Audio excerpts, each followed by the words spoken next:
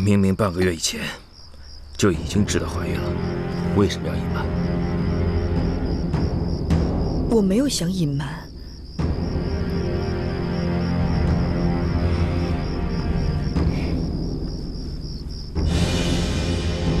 我看过你的驱寒药方，里面写的明明是一个安胎药方。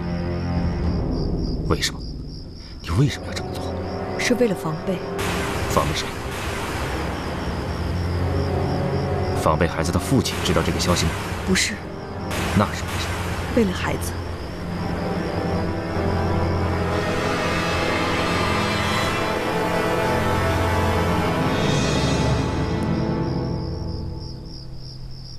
那你能亲口告诉我，这个孩子是我们俩的吗？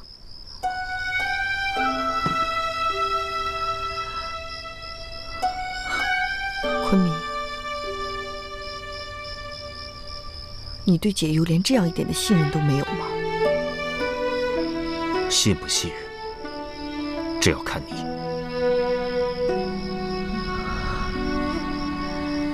解忧不懂。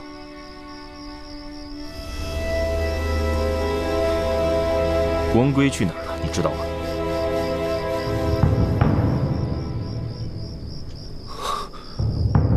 你口口声声说没有做过对不起我的事，可在孕期这件事上，你为什么对我撒谎？是我让公主迟些日子再告诉昆明的。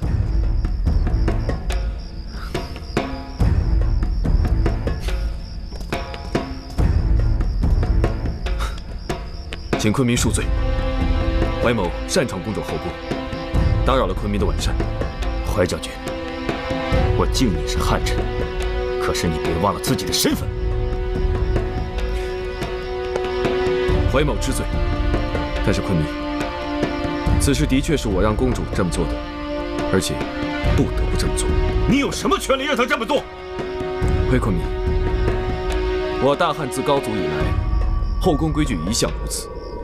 一来是为了避免假孕空欢喜，又有欺君之罪；二来是为了后宫的嫔妃不再争宠倾轧。昆明，这虽是下策，但不免是一条万全之策。哼，那连这孩子的父亲也要隐瞒是吗？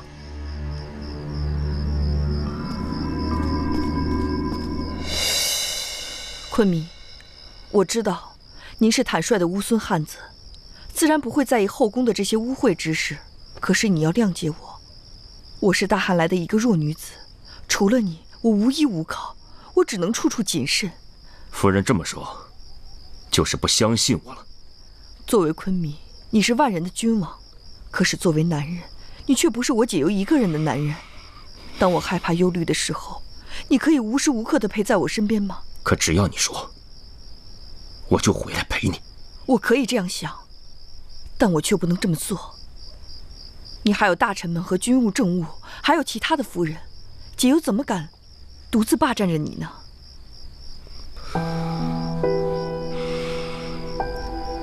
夫人果然是能言善辩。你这么一说，你们似乎都没有错了，是姑的错。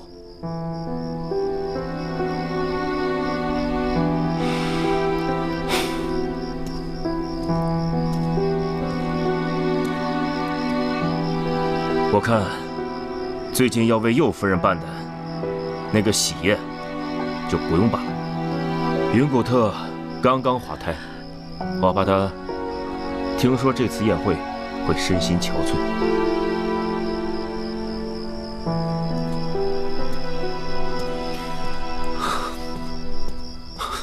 公主，这件事情，怀某……快起来。公主，这事儿不怪你，不怪你。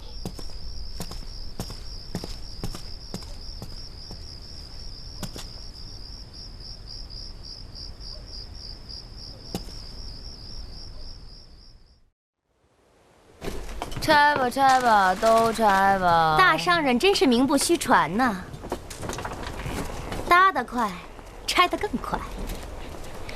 这宴会是办不成了，钱也赔了不少吧？谢左夫人关心，我服良心上这么多年，这点钱啊赔得起。省着点儿吧，有你赔不起的时候。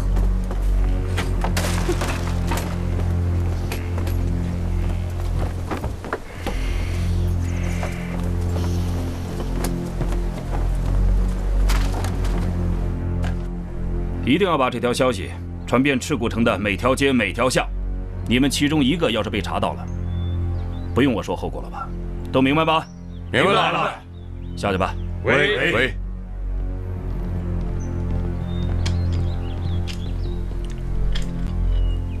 哎呦，好久不见！你们来说说，咱们这乌孙国最倒霉的男人是谁啊？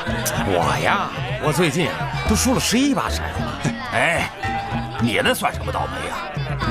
我跟你们说，最倒霉的是我，2车好货，这路易华，嘿，全掉到河里了。你们说的都不对，你们说的那些个跟我说的这个倒霉一比呀，那就是小巫见大巫。那你说的谁呀？咱们乌孙国最倒霉的男人是大昆弥啊！怎么不相信啊？啊？那你们知道咱们乌孙国的左大将军是谁吗？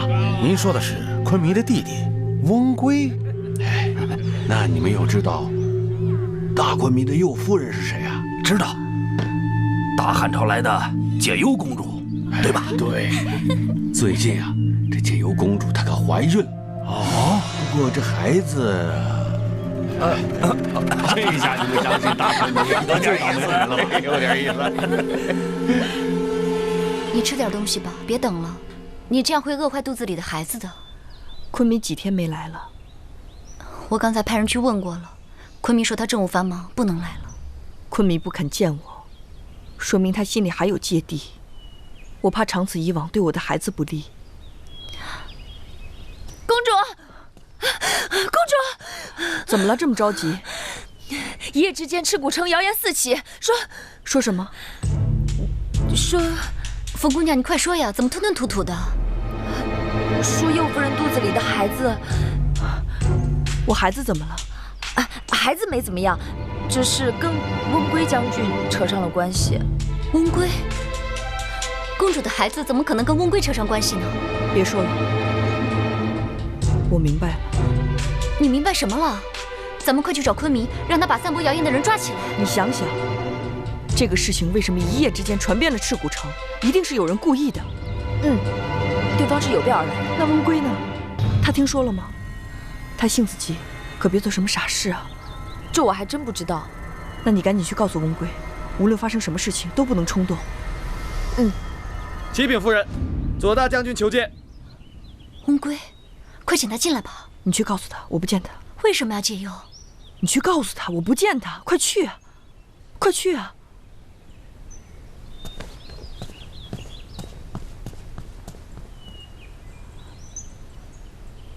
昆弥，如今一夜之间，谣言四起啊，都指向什么？说呀！臣不敢说。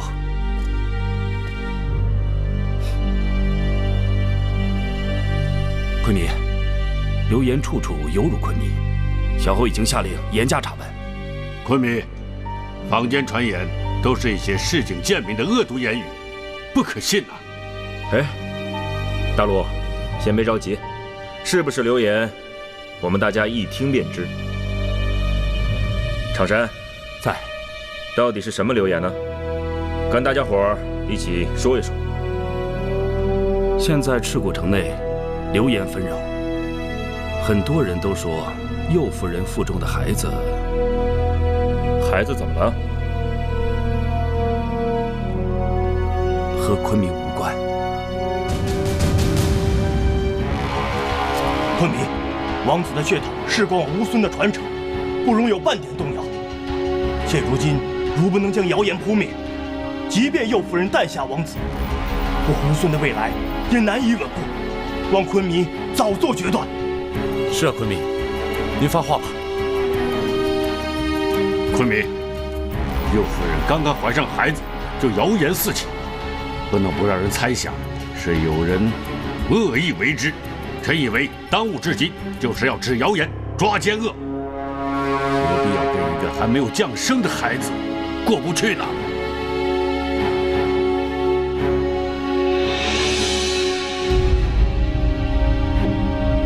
姑今天累了，陪找吧。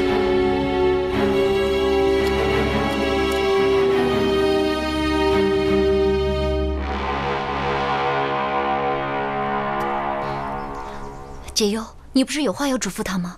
为什么不让他进来？现在可是最好的机会。你也不好好想想，这件事情为什么一夜之间传遍了赤谷城？一定有人故意而为之。他们说我的孩子不是昆弥的，而现在我又跟翁归走得太近，岂不是中了他们的计？你要防的是谣言，不是翁归。你们是清白的呀。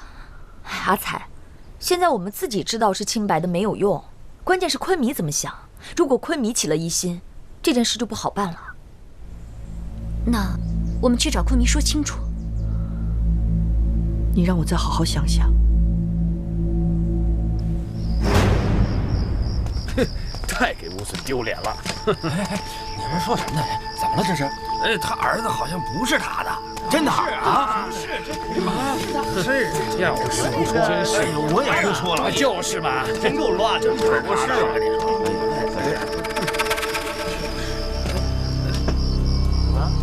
说什么呢？说来听听。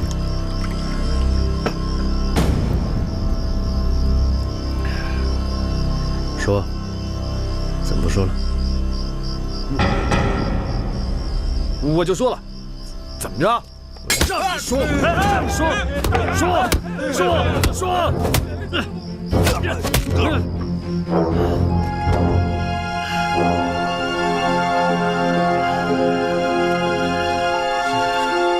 家的家事，谁要再敢多嘴，就是这下场。滚！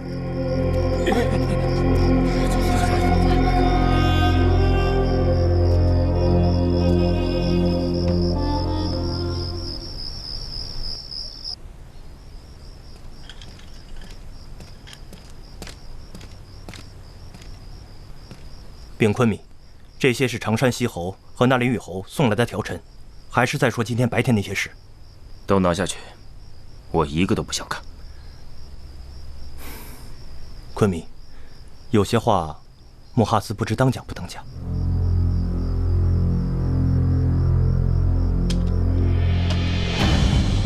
说。昆弥要给那些大臣一个交代，否则他们是不会善罢甘休的。放心吧，我一定会让那帮家伙都闭嘴的。属下告退。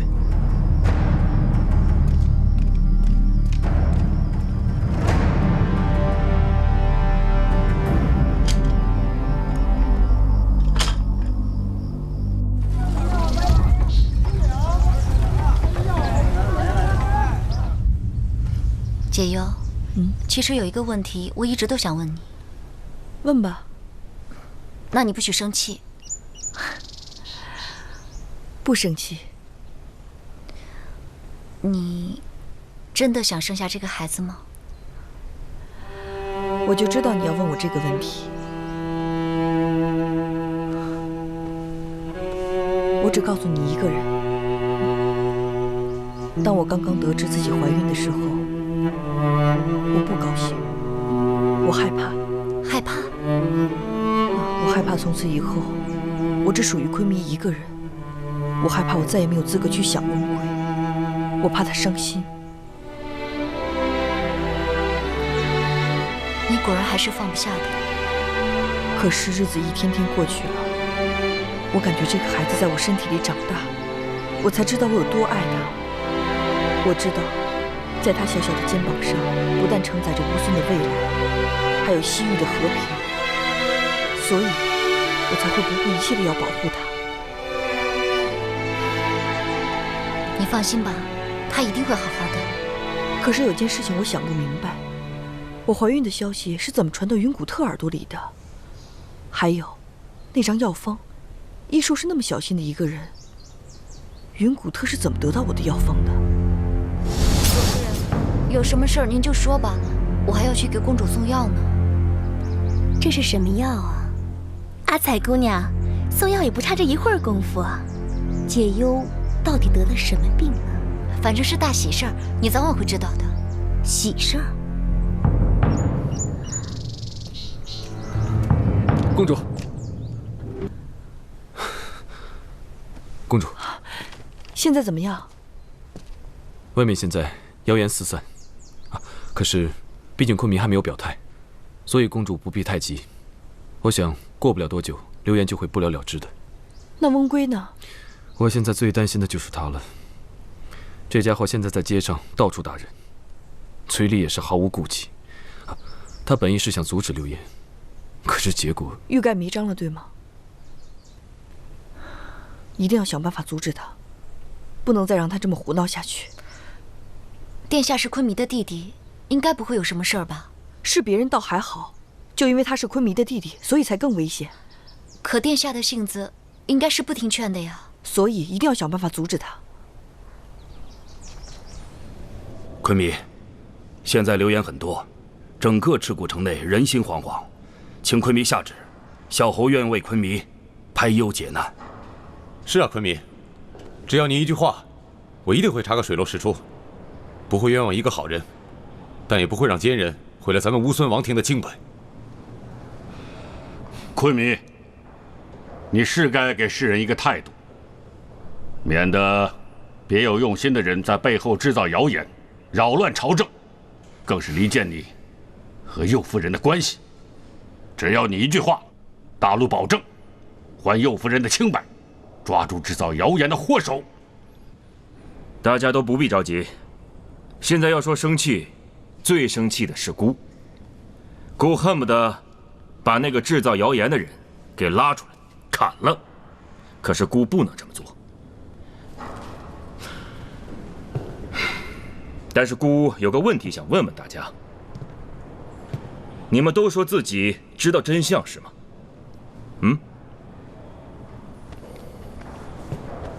姑这里有一锅汤，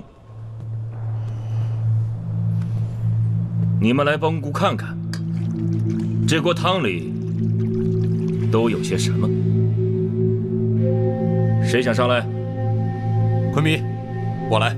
好，你来。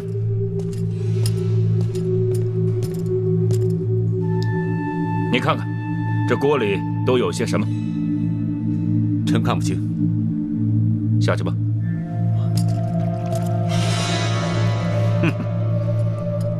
已经被搅浑了的汤，谁能看得清楚？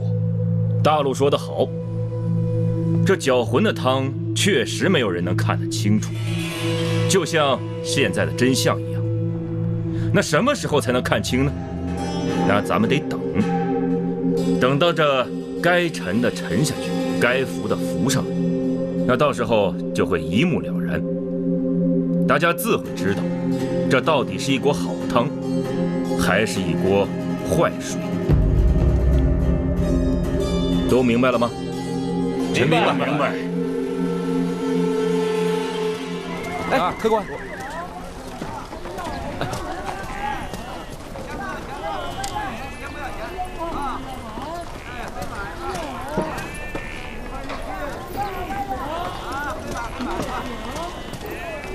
殿下，阿彩，我去你府上找你，才知道你在这儿。去我府上找我，是公主有什么事儿吗？没有。她想见你。我之前去你们府上，她怎么都不见我？怎么这会儿倒想起来见我？我也不知道，你到底去不去啊？不去我走了。等一下。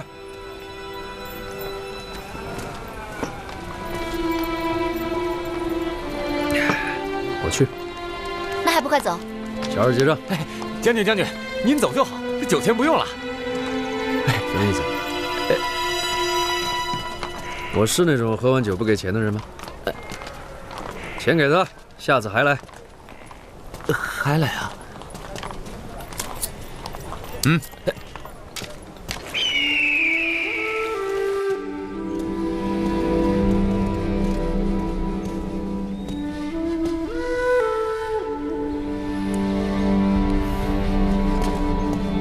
殿下，没有右夫人的命令，您是不能进的。什么叫我不能进？你不知道是右夫人叫我来的，我凭什么不能进啊？等了这么久了。这我们不知道，右夫人并没有传令让您进去。右夫人没给你们传令是吧？行，我给你们传令，带我进去。真的不行，殿下，请别为难我们。不想活了是吧？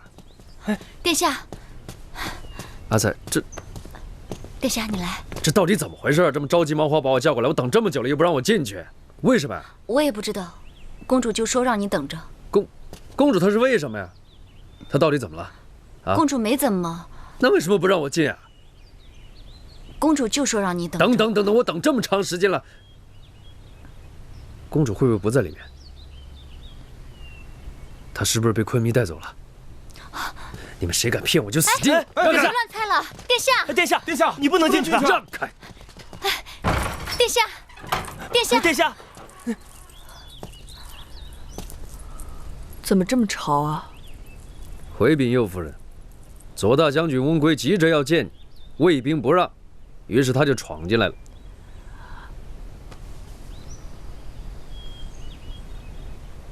你们都退下吧。喂。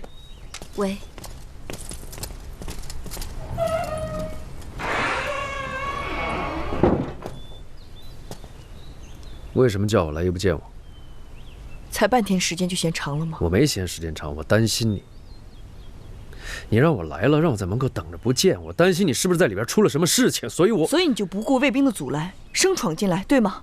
别说你这卫兵，昆迷的卫兵我也不会放在眼里。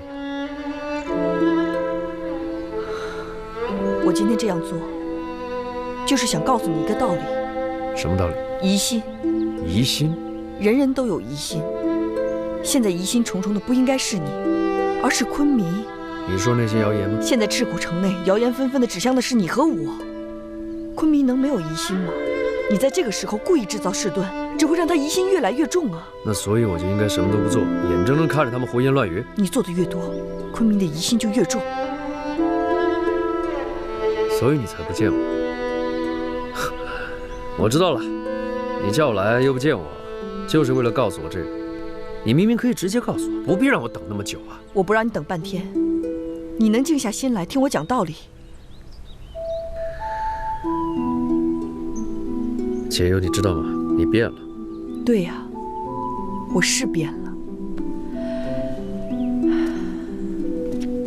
以前的我，做什么都只考虑我自己，甚至连自己都不顾。只要我认为是对的事情，就一定会去做。可现在不一样，现在跟以前一样，你还是你，我还是会在你身边帮你。我已经不是以前的我了，我现在是一个母亲，我要为我肚子里的孩子安危着想。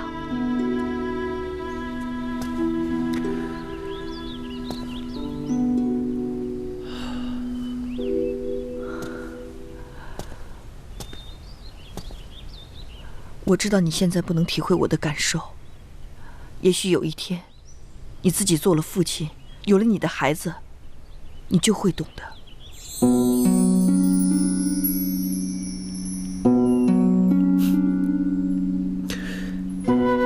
你知道吗？我多希望那个谣言是真的。我听到他们把我们放在一起谈论的时候，我挺开心的。放心吧。我知道该怎么做，我不会胡闹了。为了你，也为了你的孩子。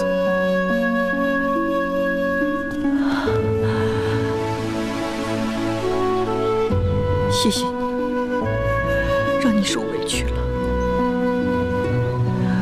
可是以后这些话再也说不得了。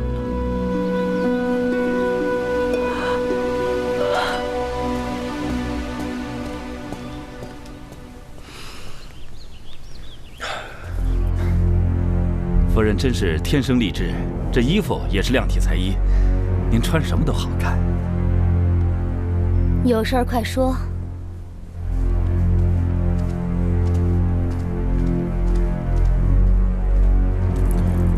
夫人，咱们的计划没有奏效。昆明夜夜都在我这儿，难道不是效果？是，夫人的魅力自然是无人能挡，可解忧现在还逍遥快活呢。流言已经传遍了整个赤谷城，昆弥竟然跟没事人一样，真不愧是乌孙君王啊！昆弥岂是你我能比？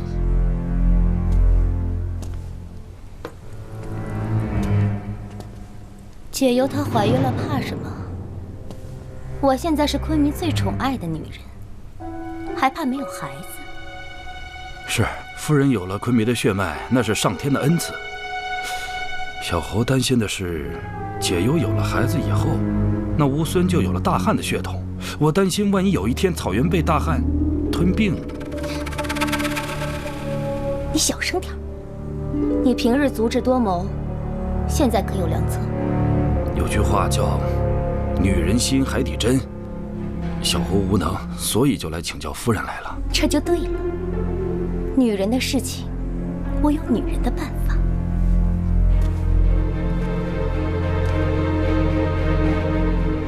小侯告辞了。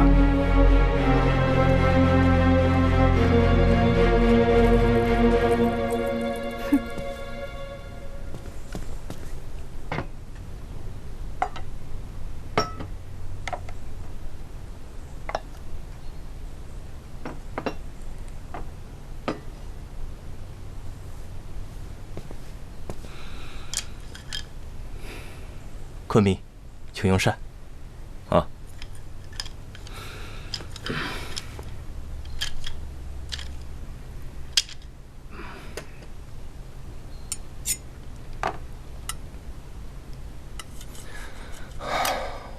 昆弥，饶命啊！去看看，什么人在叫？喂。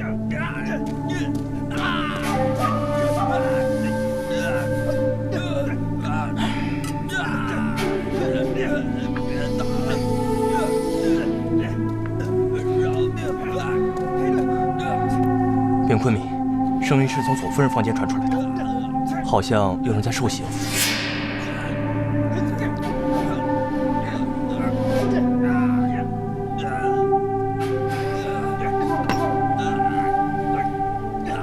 走，去看看。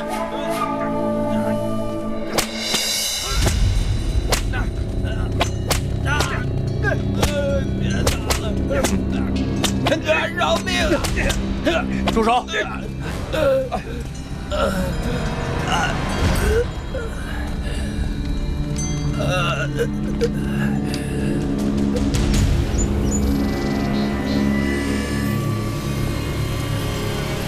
带上。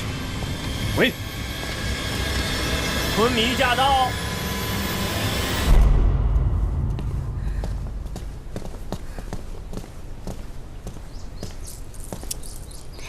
拜见昆弥。虎姑好威风啊！看来我乌孙以后的刑罚都交给你管，好不好啊？外面那是什么人？那是我的仆人。仆人？他犯了什么罪？你要这么对他？都是一些小事。小事你就能把人打成这样？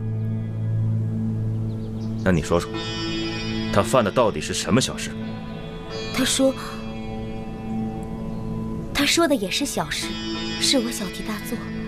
不要吞吞吐吐的，快说。昆弥，我不能说。荒唐！你敢动私刑，却不敢说出理由，这像是一个左夫人该干的事吗？昆弥息怒，我说，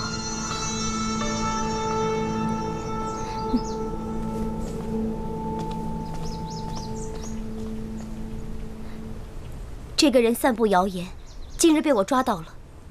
什么谣言？昆弥，还是别问了。快说。他说，如今右夫人怀孕，肚子里的孩子却不是昆弥的。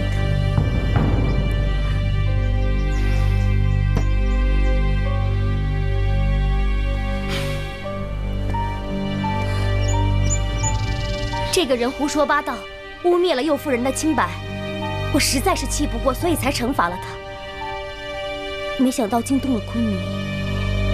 没想到这事儿都传到宫里来了。昆明，你说什么？没什么，这样的人是该罚。是姑错怪了你，夫人不要往心里去。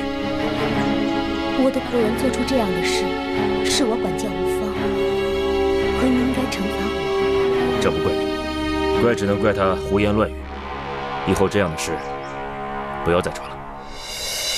喂。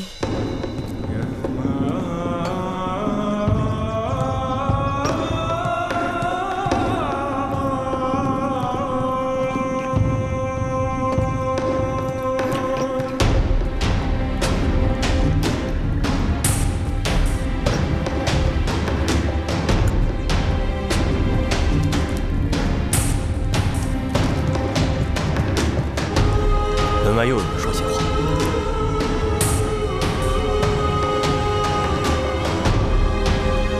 别管了，随他们去吧。不是，我说随他们去吧。是。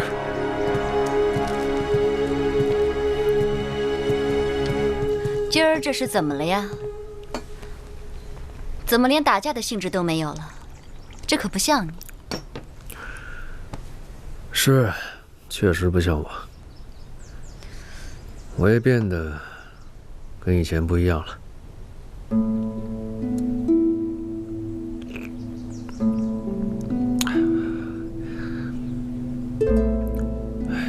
去，再跳会儿。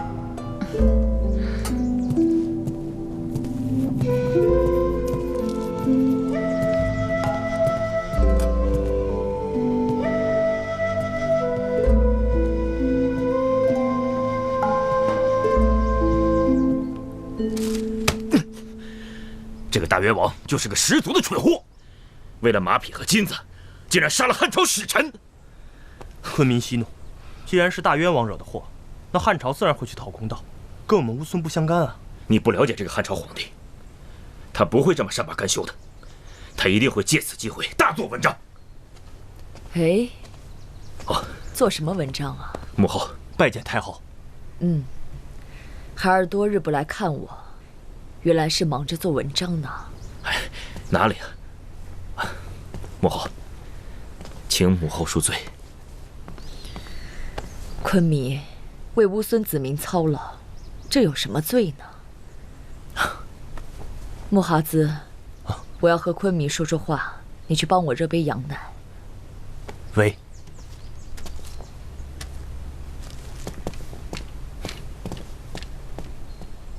母后来是有什么要紧事吗？要是说要紧，它已经发生很多天了；要是说不要紧，它确实是对我们王族不利。母后指的是外面那些流言蜚语吗？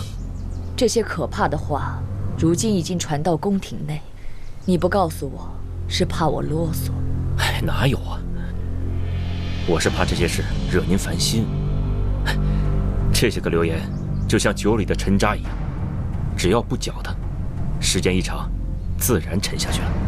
可是这些可怕的话，如今已经变成怀疑的种子。如果任它生根发芽，怕是会后患无穷。就是些流言，哪有那么可怕呀？流言说解忧肚子里的孩子是温归的骨肉，这不可怕吗？当年先王列焦弥去世，大陆不满你继承王位，拥兵割据。那时的你还年幼，可我却终日担惊受怕。那都是陈年旧事了。现在大陆很本分，而且王相做得也很好，我看他不会再有什么非分之想了。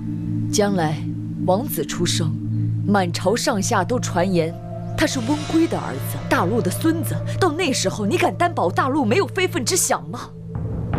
我在乌孙王庭这么多年，风风雨雨见得太多了。政权就像一座石头搭成的高塔，看着坚不可摧，但是只要根基不稳，倒塌只是一瞬间的事。母亲说的是，这些孩儿心里都清楚。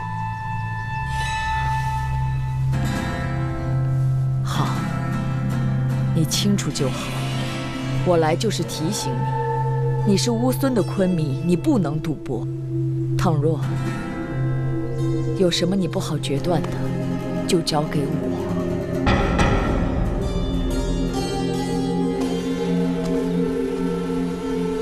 哎呀，这些医术不知道是什么人写的，安胎和保胎的分不清，写的真是晦涩，比针灸还难懂。你干嘛要自己学这个呀？按照医说的调理不就行了？自己的身体自己最清楚，知道这里面的道理，对孩子肯定好。你真是天底下最用心的母亲，生出来的小王子啊，一定像小牛一样壮。我希望他将来勇敢坚强，可以做一个顶天立地的男人。那要是生的是个小公主呢？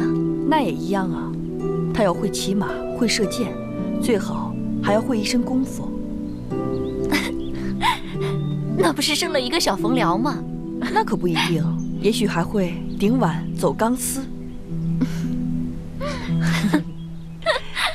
参见公主。怀大哥，你来的正好。这些医书里面有些我看不懂，你教教我。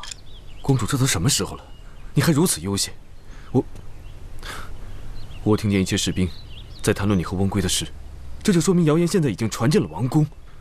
如果让昆弥知道，那后果不堪设想啊！昆弥一定比我消息灵通，这谣言都四起了，他还没有问我半句，说明他信任我。何苦呢？何苦因为别人的谎言而害怕呢？右夫人，穆哈兹求见。请进。拜见右夫人。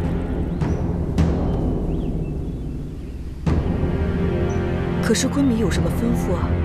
右夫人，昆弥请夫人进宫说话。哦，那你回禀昆弥，我准备一下就去。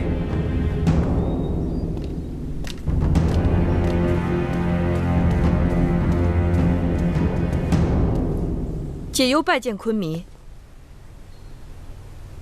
你怎么才来啊？啊，都叫你半天了。我在找一卷书。书？对，这卷书可以答疑解惑，可以让人平心静气。什么书有这么大魅力啊？你知不知道，现在外面都已经流言四起了。你不来找我辩解，却去找什么书？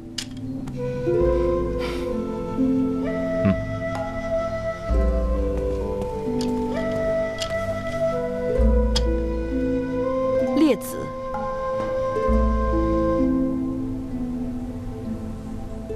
书里说的是，从前有一个人，他丢了一把斧子，他怀疑是他的邻居偷的，因为怀疑，他怎么瞧他的邻居，都像是一个小偷。可笑的是，后来这把斧子找到了，并不是他的邻居偷的，因为他不再怀疑，所以他怎么瞧他的邻居，又都不像是一个小偷。你是想说，姑就是那个掉斧子的人？无论你怎么解释，都不会相信，是吗？何须解释呢？时间长了，真相自然会水落石出。昆弥现在不相信我，我说什么做什么，你都不会相信我，所以还不如什么都不说。我原来想的跟你一样，以为什么都不做，什么都不说，时间长了，真相自然会显现。可是你知道吗？现在事情变得越来越复杂，越来越危险了。叫你来，就是想让你自己说清楚。哼，没想到我到了乌孙这么长时间了，昆弥对我连这点信任都没有。我要是对你没有信任，就不会在这里听你讲故事了。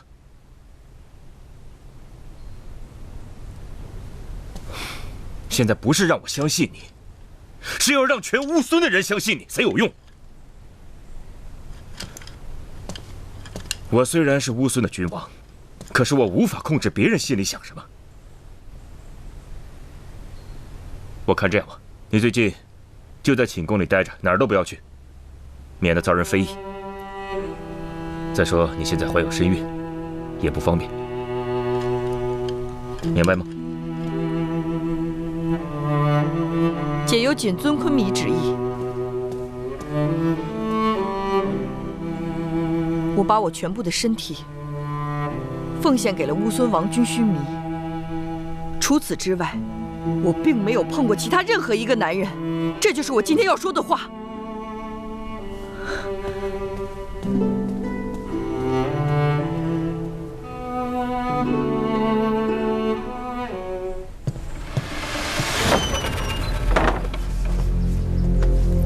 干嘛呀？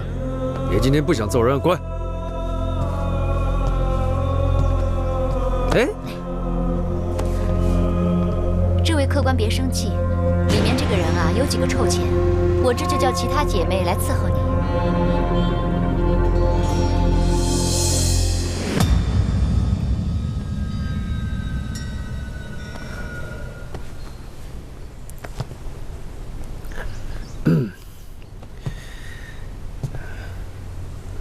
父亲。哟，多大人了，还叫父亲在妓院里待？赶紧走开，这儿没你的事儿。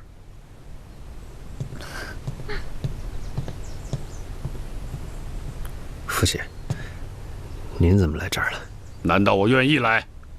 堂堂的乌孙相国，到妓院来找我的左大将儿子，死了都没脸见到祖先。哎呀，别老把死不死的挂在嘴边，这多难听。我到这儿来是有原因的。我在这儿能听到好多王宫里边探听不到的消息，见到好多见不到的人。呸！你到这儿来，就是来寻欢作乐的，还狡辩！我赶紧跟我回去。宫里出事了。出什么事了？还不是你跟那个解忧的谣言满天飞。昨天，解忧已经被昆弥软禁了，后面还不知道要出什么乱子。啊，解忧被软禁了。你可不许胡来啊！现在给我老老实实的回去，专心练兵，整顿军务，这对你才是最好不过的。父亲大人教训的是，我不应该莽撞行事。我这就跟您回去。明白事理就好，赶紧走。父亲，您先在楼下等一下啊。你可不许跟我耍心眼啊！你想跑？我得结账啊！我待这么多天，总不能不结账吧？要不，您跟我一块儿去？去，跟你丢不起的人。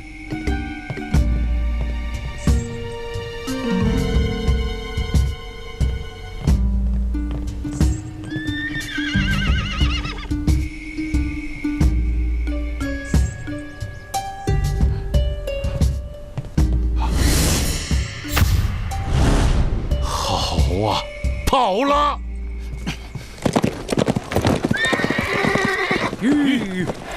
文贵殿下，你不能过去。白殿杀，是不是我上辈子欠你的？为什么无论要去哪儿去干什么，总有你拦着？你让开，我要去见昆弥。文贵，我与你无怨无仇，但是今天奉了公主的命令，必须要在这儿拦住你。胡说八道！你以为我不知道吗？公主她被昆弥囚禁了，眼下只有我能去救她，为什么要拦我？你要再不让开，可别怪我动手。这还没说到3句话呢，就吵吵要动手。好，我问你，见到昆弥，你跟他怎么说？当然是让他放了解忧，让他去抓那些制造谣言的小人。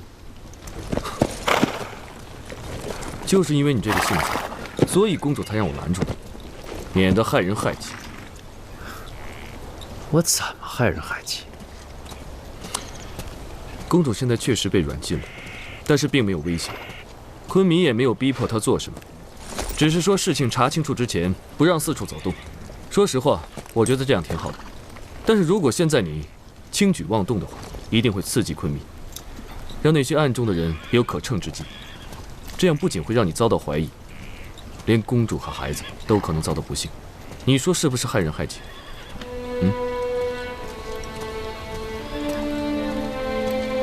请回吧，公主的事由我。你就能确保万无一失吗？总比节外生枝要强。好，我且信你一次。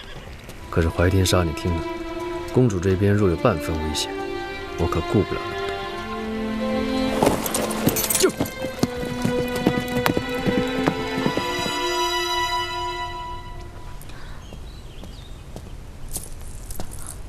公主，左夫人来了，请进。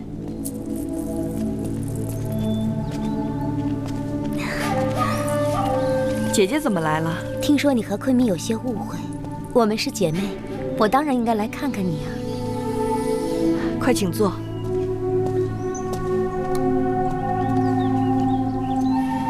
姐姐真是太客气了。虽然我被禁足，但昆明人厚，这里什么都不缺。那可不行，你不心疼自己，也要心疼肚子里的孩子啊。我那儿还有我家乡的兽皮毯子，别提多暖和了。我送几条给你。姐姐太客气了，我这里真的什么都不缺。你是看不起我们匈奴的东西吗？怎么会呢？那还是看不起我这个匈奴女人呢。姐姐真是会说笑。那就别客气了。阿才，麻烦你跟我去取她。我去吧。谢谢姐姐。不用客气。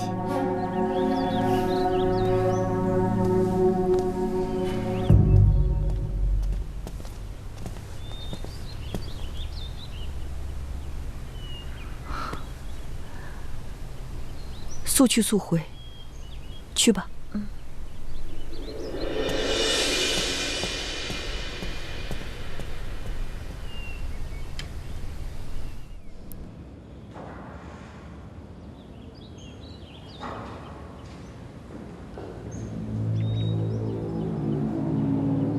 阿才，在这儿等我一会儿。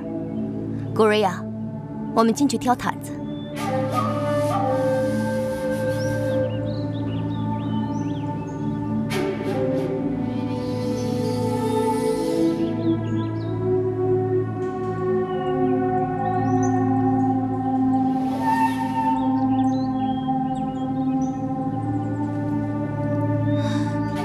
夫人，我们一定要拿最好的给他们吗？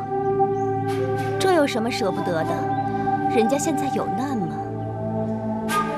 夫人，你为什么要对解忧这么好？他已经失宠了，以后也不能跟你一起平起平坐。你懂什么？昆明想处罚的根本不是解忧，现在把他关起来，只是做做样子。今后他还是右夫人，这关系当然得弄好。做样子？那昆明真正想处罚的人是谁呢？这还用说吗？当然是温归了。温归是最能威胁昆明王位的人，只要抓住孩子的事情不放，温归就永无抬头之日。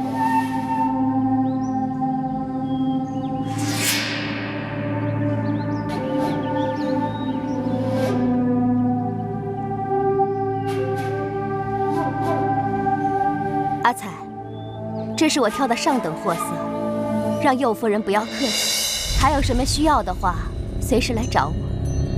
谢左夫人，阿彩先告辞了。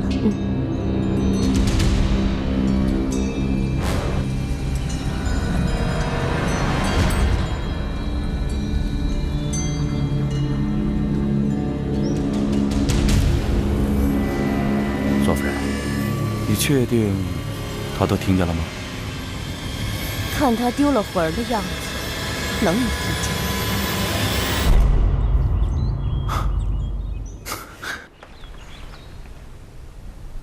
解忧，听说昆明不让你私下走动，我特意过来看看你。解忧给太后请安。快起来，快起来，别委屈了孩子。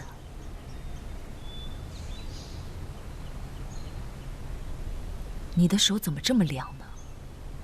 应该多喝一些温热的东西。唉，身边怎么连个侍奉的人都没有啊？阿彩去胡姑那儿了，刚才胡姑来过了，说天冷了，非要送我一床毯子。哦，她这才有个做姐姐的样子。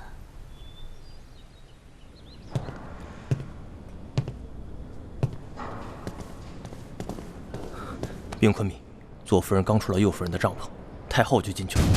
太后？太后怎么一个人来了？啊，你被坤米禁足了，我过来看你，顺便带来一些乌孙古方的安胎药，很灵验的。太后之前不是告诉我，在这乌孙王庭，最忌讳的就是安胎药吗？啊，这个不一样，这是在乌孙流传了100年的古方，与众不同，真的很灵验。来，你来试试。那解忧谢过太后了。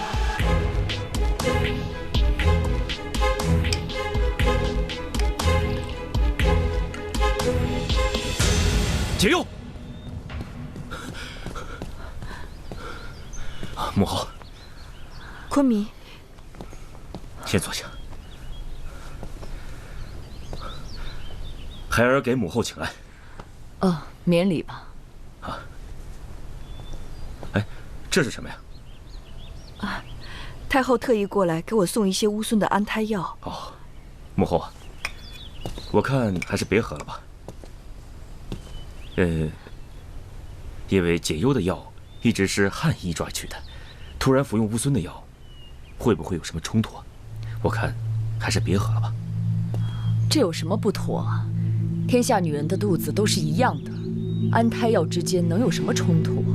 这天下的事也很难说，现在还是谨慎为好。我就是为了谨慎，怕出意外，才给解忧来送药的。这可是我老婆子的一片心意啊！是这样的，其实最近我也看了一些医书，无论是乌孙还是大汗，安胎药的药力并不相冲，没关系的。说的有理，不过这药现在有些凉了，药不能凉着喝，还是热一下再喝吧。木哈兹，坤米，去把药热一下。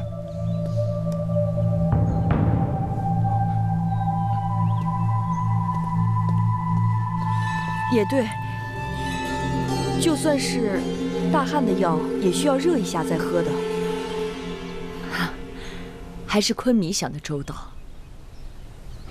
解忧，来坐下。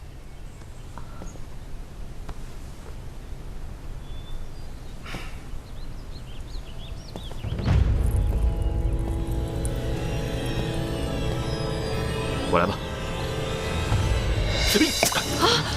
怎么那么烫？坤米息怒，都是我的错，热都热不好。坤米，穆哈兹肯定不是故意的，别生他的气。今天看在右夫人的面子上，先饶了你。记住，以后所有的药，去太后那里去，亲自熬给右夫人喝。是坤米，下去吧。好了，一碗药算不了什么。我累了，我想回去了。我送你，太后。不用了，你保重身子要紧。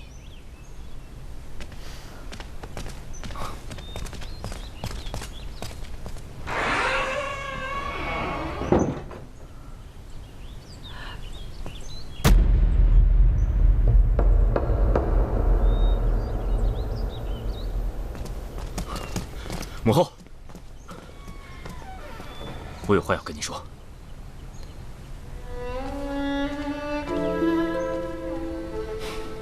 你为什么要这么做？你为什么要阻拦我？那毕竟是个无辜的孩子，而且我相信解忧他是无辜的。刚才您离他那么近，您从他眼神中看出欺骗和背叛了吗？你的母后是一个老眼昏花的老太婆，我看到什么看不到什么，这都不重要。但我心里很清楚，如果打掉这个孩子，一切危机都将化为无形。如果生下这个孩子，我乌孙王庭的血脉可能就要被改变。这样的账，坤明你自己算不清楚吗？可这毕竟是一条人命啊！其实这些能算清楚的。母后，我相信解忧，我希望您这次也能相信解忧。你不要自己骗自己了。你想相信解忧，可你却把他软禁在自己的寝宫里，你根本就不相信他。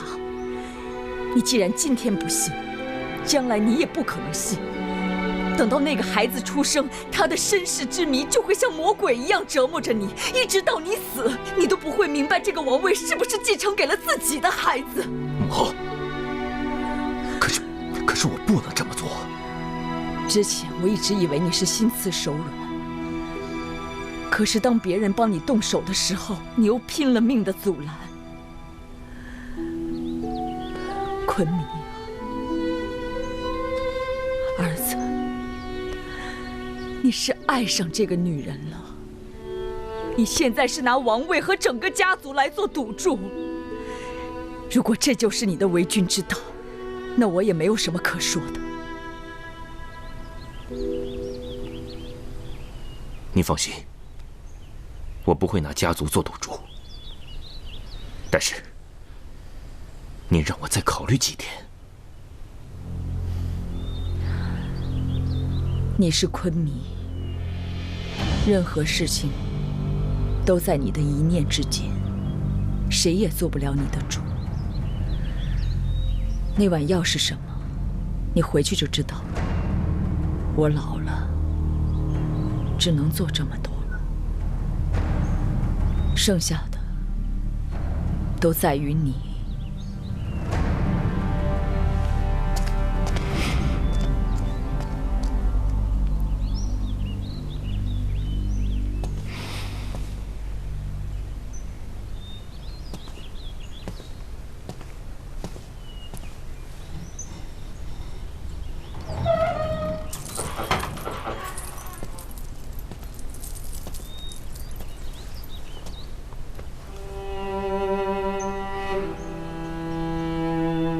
你们先下去吧。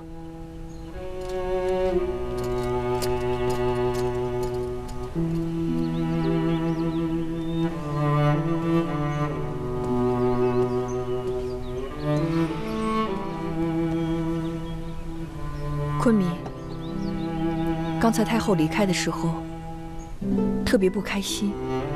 我知道，刚刚在外面，我就跟她道过歉了。你不必紧张，太后乃无孙之母，她亲自送来的药怎么会有问题呢？是，她是这个孩子的奶奶，她怎么会对自己的孙子下手呢？哦，对了，先不说这个了，我有件事情想请教你一下，是关于两句诗文。我记得汉朝有一个古书里面写过这么两句话，是什么记不得了，大概的意思是：要治理好国家，得先管理好自己的家族，是吗？《礼记》里有记载：欲治其国者，必齐其家。说得好。以前看这两句话，我很不以为然，现在看来，确实如此。这家要出了事，那国家也不安定。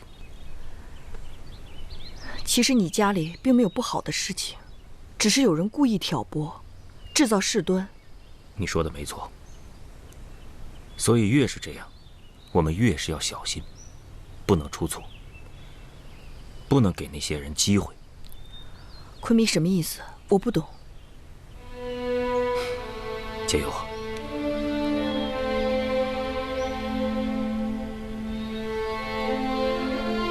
如果你在这个时候生下我的孩子，对朝政会不利。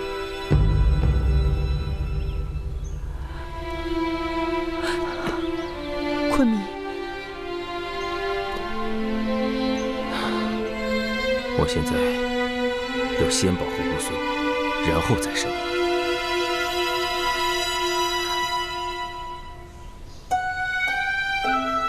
昆弥，这是你的孩子。我知道，可是，在乌孙和家族之间，我必须要做出选择。我求求你，我求求你相信我，也相信你自己，好不好？我相信你没用，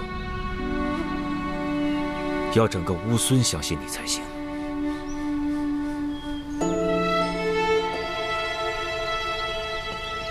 解忧，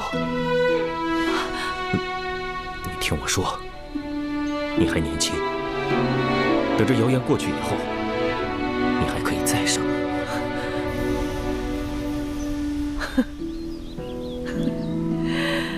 我真没想到，这样的话，居然还是从你的嘴里说出来的。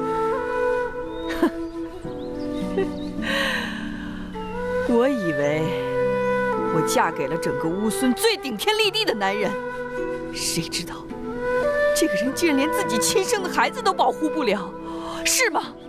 是，你说的一点都没错。我是乌孙的昆明，可我现在连自己的孩子都保护不了。我要是平常人家的汉子，就算豁出这条命，我也要保护我自己的孩子。我不信，我不信，我不信你忍心杀掉自己亲生的孩子。你听我说，这事儿我决定了，但是我不会逼你。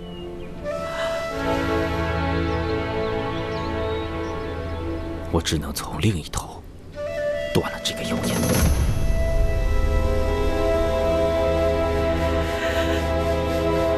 你知不知道，温归也是这场谣言里的受害者？可我必须要做出牺牲。我只想你明白，有些事情不能两全。去吧，去吧。为了乌孙，为了所有的人，为了你自己。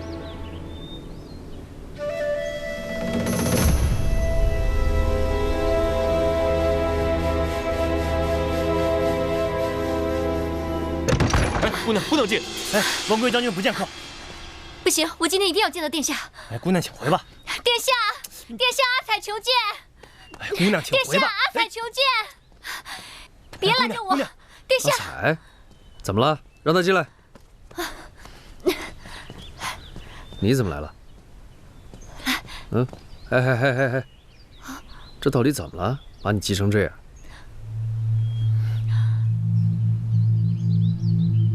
殿下，你有危险了，快走吧。我有什么危险？今天昆明去找公主了，他逼着公主。逼着公主干嘛？他逼着公主把孩子打掉。为什么呀？我听说昆明这不是针对公主，而是趁机要处置你。处置我？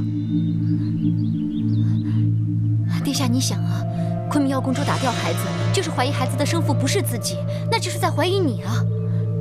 殿下，我求你了，你快走吧，不然就来不及了。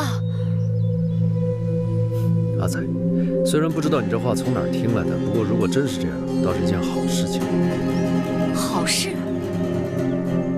要是我这颗脑袋能够保解忧的平安，我这就提了他去见昆明。哎，殿下！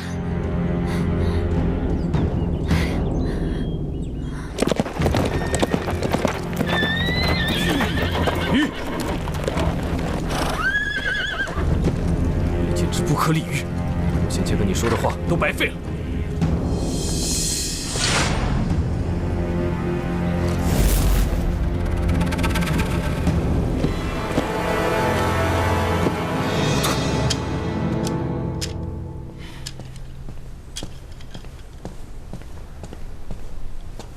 昆明，温归殿下求见。他来干什么？跟他说我政务繁忙，不见他。温归殿下说，若是见不到昆明，他就不离开。他这是又要胡闹了。让他进来吧。喂。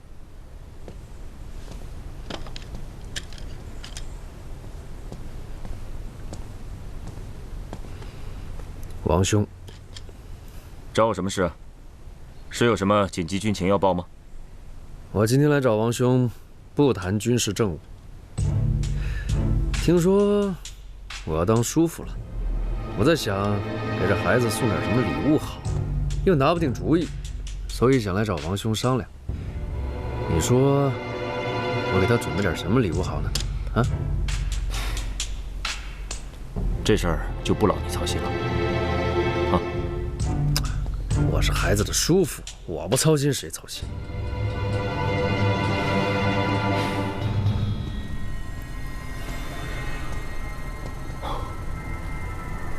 这个孩子，他不会出生了。王兄，难道你真要像传言中那样亲手杀死自己的孩子？我也是迫不得已。就为了那些市井流言？不，是为了乌孙的血脉。王兄，我记得很小的时候你就跟我说过，一个男人对外要能打有担当，对内也要照顾好自己的妻儿。你自己说的话，难道你忘了吗？我当然没忘。我这么做，也是为了保护他们，总比这个孩子出生以后，在背后还要被人指指点点的好。你是乌孙的昆明，只要你下一道令，论王子身世者斩，我看还有谁敢胡说八道？你想的太简单了。这么做，是可以堵住别人的嘴，可堵不住人的心。是。论心机计谋，我不如你。可是若换了是我拼了自己的命也会保护好自己的妻子孩子。够了！你跑到这里来指责我的家庭，你觉得合适吗？更何况，这件事情我还没有去责问你，你都跑来先责问我。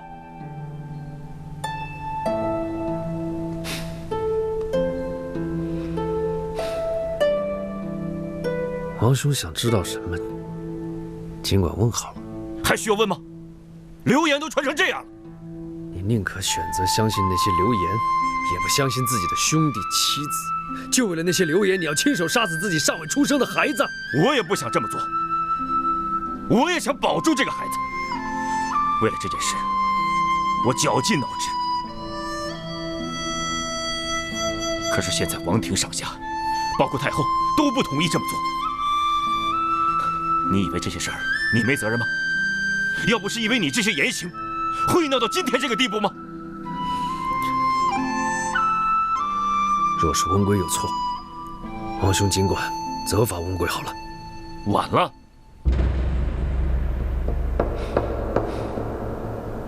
木哈兹，木哈兹，昆明，八姑给右夫人准备的打胎药给她送过去，10日之内必须服下，否则她将与温归以通奸罪处置。王兄，你不能这样！这事已经定了，不能更改。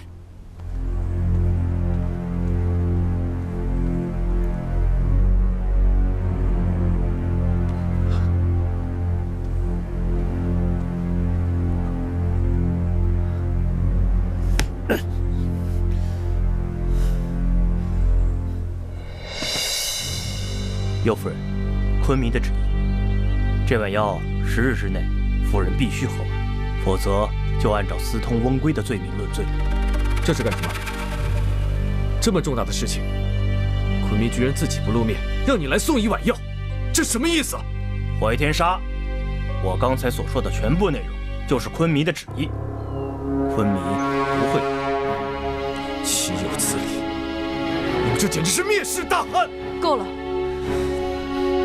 穆哈兹只是来传达昆明的旨意，不要难为他。右夫人说的是，如果没别的吩咐，穆哈兹退下。退下。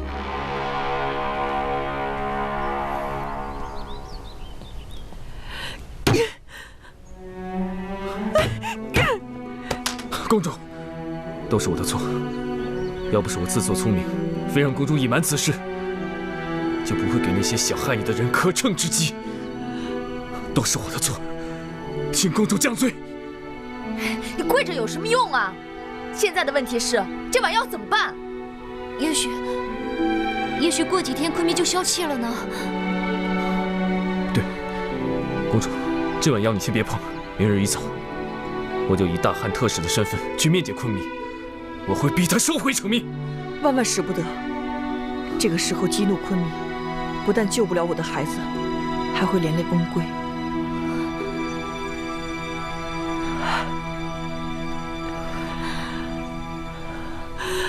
孩子是无辜的，我一定要救我的孩子。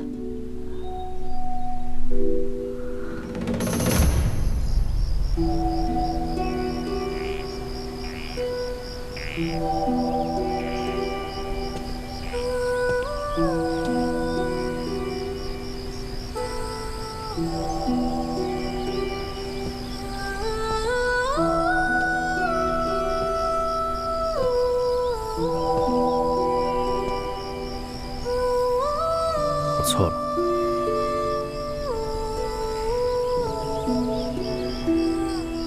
看来你还觉得自己错得不够远，居然又追到这儿来了。我就是觉得自己错得太远了。我原本以为只要胸怀坦荡，怎么横冲直撞都没错，可是没想到害了你，害了无辜的孩子。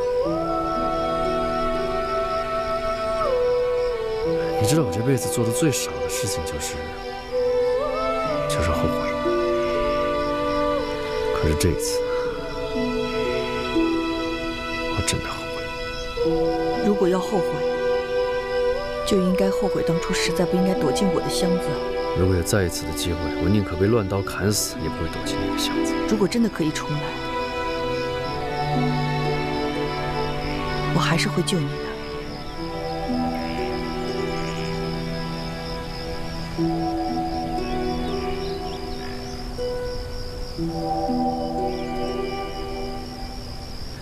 我今天来这里，就是要做最后一件让自己后悔的事。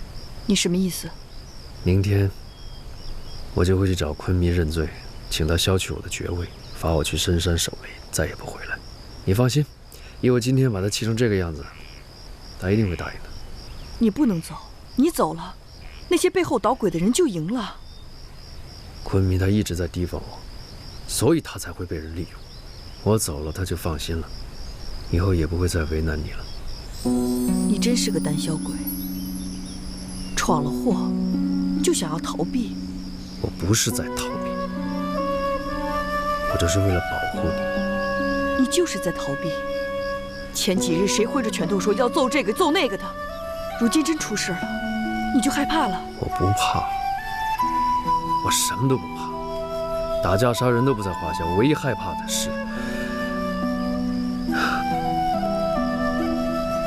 怕会伤害到你。你已经伤害我了，现在你应该想怎么补救。怎么补救？留下来跟我一起，跟那些坏人斗下去。你走了，这乌孙王庭，我还有谁可以依靠？我还可以相信谁？姐姐，对不起，我今天来就是来跟你告别的。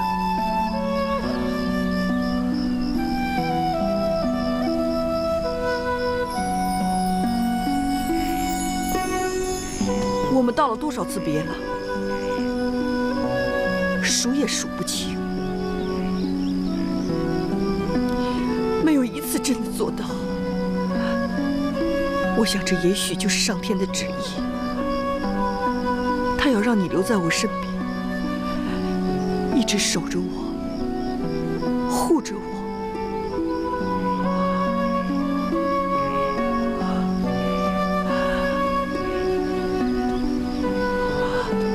我还剩10天了，我恳请你留下来，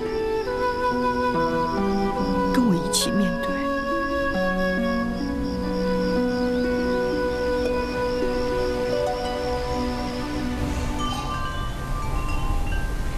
李广利，末将在。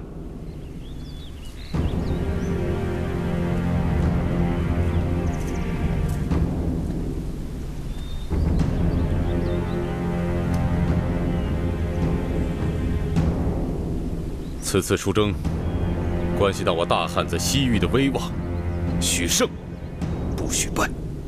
记住。末将铭记在心，不获全胜，绝不本事。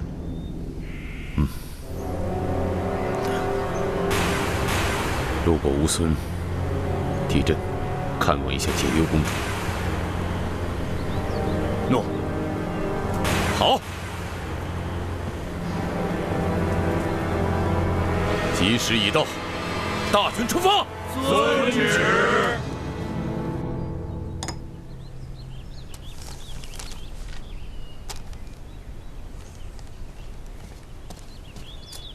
大人，一封敦煌来的书信。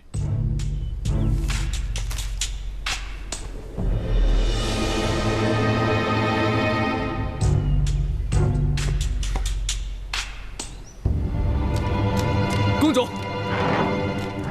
得救了！什么得救了？孩子得救了。可否有什么消息？公主，请看，李广利率大军征讨大渊，现在已过敦煌。要不了几日，便可抵达乌孙。我朝大军一到，看谁还敢逼迫公主！太好了，公主，这简直就是神明保佑啊！你怎么了？怎么还是不高兴？是福是祸，现在还不知道。大汉皇帝派了使臣，带着黄金前去大渊买天马。可大渊王见财起意，杀了使臣。这是哎呀，这现在大汉率了军队，要讨伐大渊国。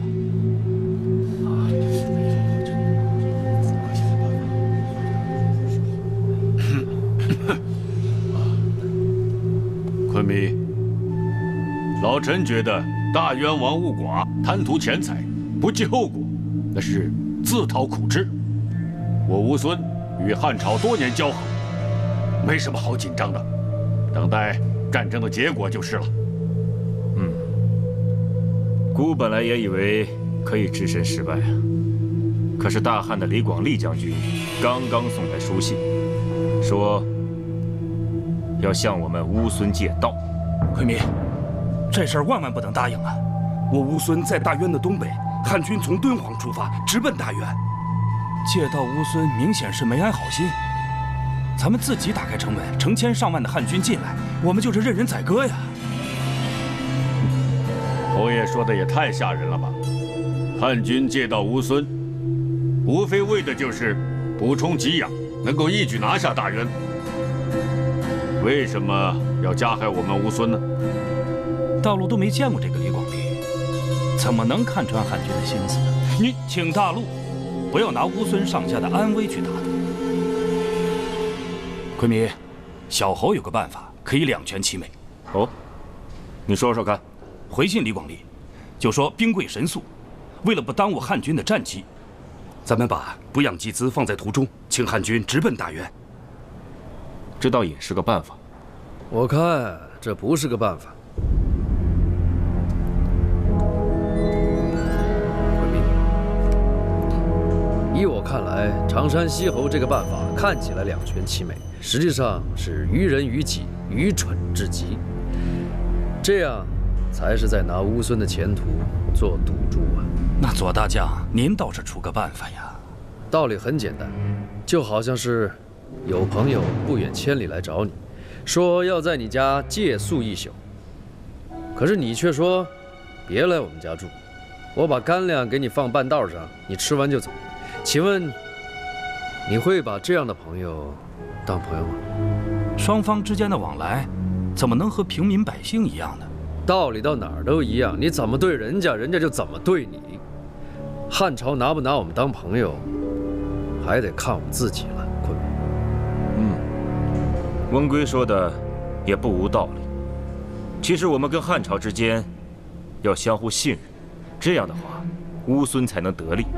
如果相互猜忌，那吃亏的一定是乌孙。我看这样吧，借道一事还是应允了大汉，但是他们的军队只能在城外驻扎，不能进赤谷城，这样也显示我乌孙的诚意。好，这事儿就交给温圭去督办。喂，这事儿就这么定了。各位回去看好自己的手下，让他们不要胡言乱语，随意非议汉军的来意。为。退下吧。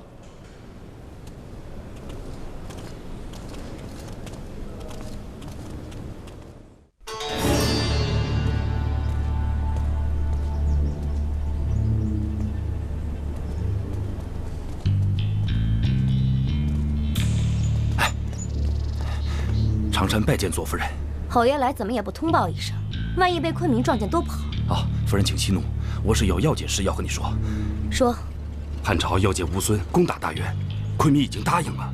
汉军要来赤谷啊！我们费了那么多心思，为何昆明还是要拉拢汉军呢？是啊，你说这解忧这时候正被逼着拿掉孩子呢，这汉军一到，他会怎么做呀？当然是仗着娘家的势力保住孩子。夫人，咱先不说这孩子能不能保住，咱就说汉朝的将军要把这事儿告诉皇帝，那乌孙和汉朝的结盟就算完了，到时候得利的会是谁呢？你一早就是这么打算的吧？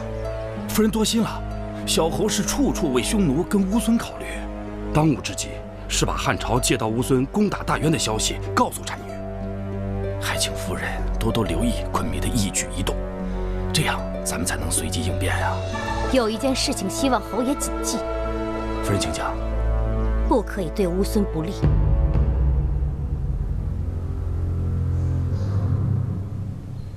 夫人的意思，小侯明白了。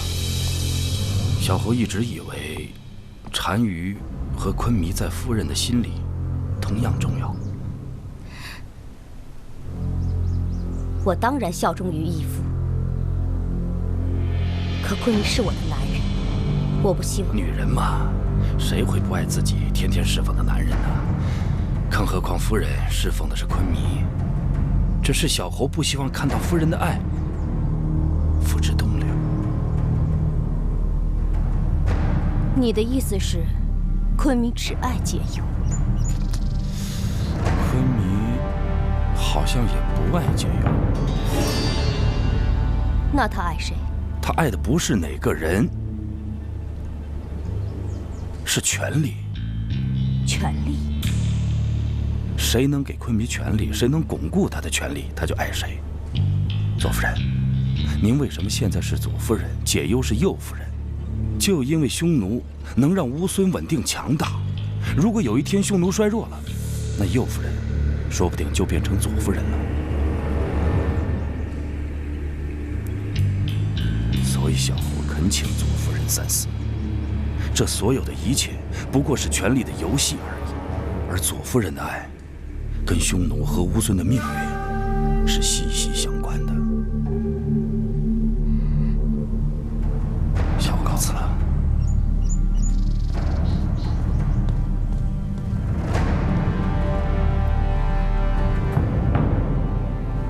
你可没看到啊！我当时那一番慷慨陈词，完了之后他们的反应，看把你得意的。我不是得意，我是高兴啊！这汉军一来，你这孩子就保住了。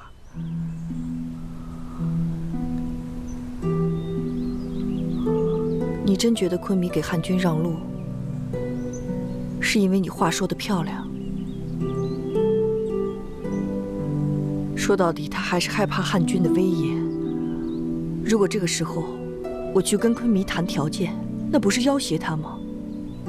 那他怎么跟我们还有亲近之情？我还怎么做这个和亲公主？都什么时候了，能不能不要管这些，先把孩子保住再说？为了孩子更不能这么做。一个父亲不情愿生下来的孩子，将来会受多少苦，可想而知。我在市井人家长大，我明白一个道理：靠娘家的权势压住自己的丈夫，无疑是在家里埋下祸根。那你打算怎么做？越是在这种时候，越要听昆弥的话，尊敬他，用情用理让他相信我，让他怜爱这个孩子，而不是让他害怕。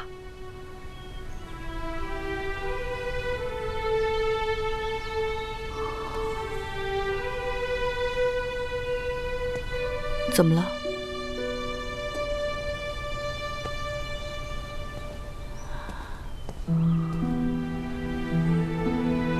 你又怎么了？没事，我只是在想，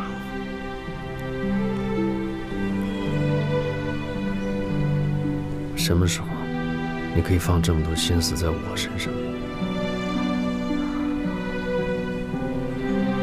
我现在的心思全都在孩子身上，我只希望他健康的长大。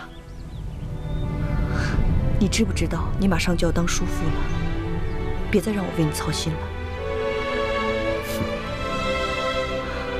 赶快走吧，别耍小孩子脾气了。一会儿昆明来撞见你，怕是又生枝节。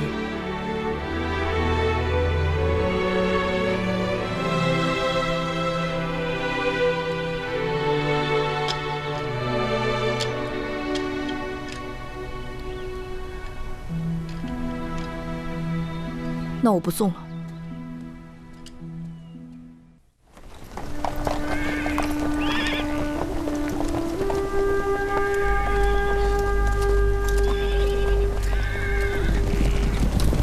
将军，前方就是赤谷城。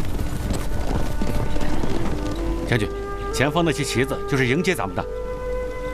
不要小看这些蛮夷小国，陛下叮嘱我，得乌孙者得西域。现在开始，打起精神，别扫了大汉的威风。诺。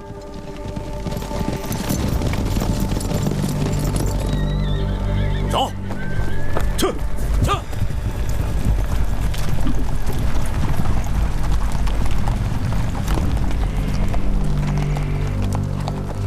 末将2师将军李广利参见昆明。将军一路车马劳顿，辛苦了。不足挂齿。末将要感谢昆明仗义借道，我大军能好生休息补给，更是稳操胜券。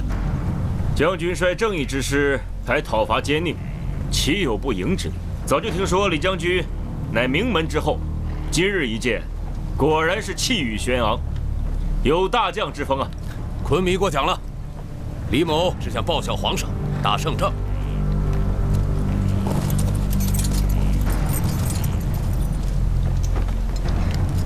昆明，你可还记得张骞？当然记得。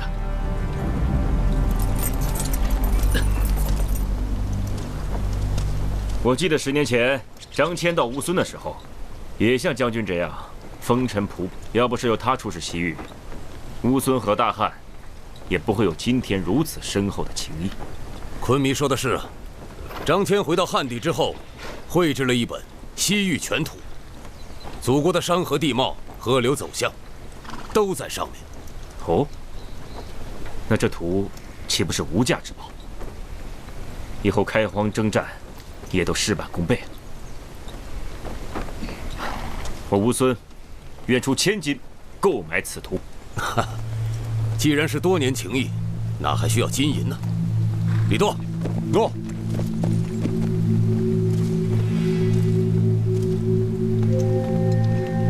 昆明，请看，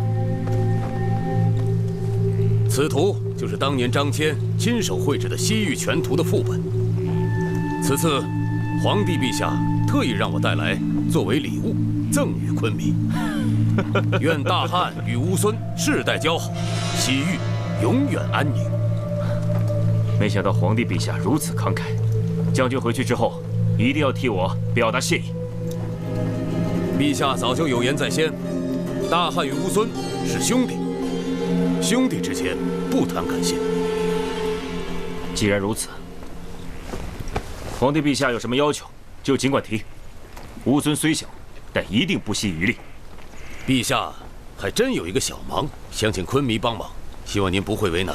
哎，你要这么说，就小看我军须弥了。今天在场的各位都可以见证，皇帝陛下有什么话，将军就说，我乌孙绝无二话。昆明真乃豪迈英雄，其实也没什么大不了的。陛下说，此次出兵大渊，想让乌孙派遣一支军队予以协助。将军真乃是大将之才啊！刚到乌孙就心系战事，我看不如这样吧，李将军，先去驻地安顿下来。至于政务啊，咱们这几天慢慢商谈，如何？既然昆明这样说，就听从昆弥的安排。一会儿左大将翁归会带将军到驻地安顿。将军请。请。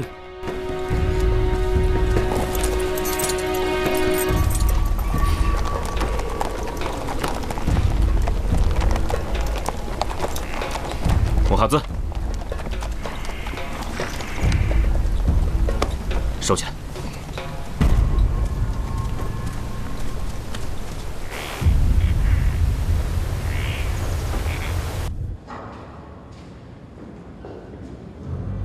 受到左大将这样的安排还不满意，这未免也太不近人情了。我们是以诚待人，结果是引狼入室。大渊几十年来都是匈奴的附属地，乌孙出兵，就等于和匈奴开战呢。宣战又如何？不善罢甘休又如何？匈奴欺负我们这么多年，眼下依靠汉军，正好打个翻身仗，省得到时候匈奴再问我们要牛羊要草，又麻烦常山你出面送人情啊。就算打得了翻身仗，那也是一时的。过后汉军拍拍屁股走了，那匈奴找谁报仇呢？汉朝是在拿咱们当挡箭牌啊！要说得罪匈奴，我们和汉朝交好，早就已经得罪匈奴。如今正是因为有汉朝在背后，匈奴才有所忌惮。昆明，若是在这个时候犹豫不决，得罪了汉朝，那乌孙才是真的孤立无援了。啊！昆明，李广利副将赵使成求见。快让他进来。末将赵使成参见昆弥。将军来此有什么事儿吗？是不是军中有什么需要？不，军营里一应俱全。将军让我来向昆弥道谢。只是将军说，既然来到乌孙，应当先拜见解忧公主，否则失礼就是罪啊。哦，确实，这事儿理所应当。不过，公主这几天偶感风寒，不能外出走动，所以可能还要请将军再等几天。公主病了。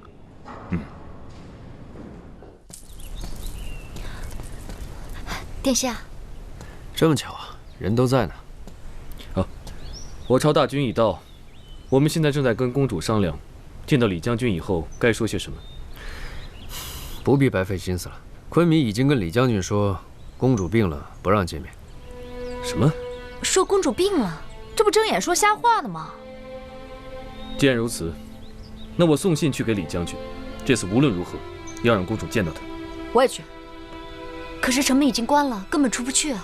确实出不去。昆弥还下了命令，派人严防，任何人不许跟城外的汉军接触。别说你们了，我都出不去。好，那我一个人去。这次冒死我也要试一试。不行，昆弥这样做，防的就是我们，尤其是你们几个。公主，那咱们也不能眼睁睁地看着汉军离去啊！现在只有见到李将军，让他逼昆弥收回成命，才是最好的办法。我倒是有一个法子可以见到李将军。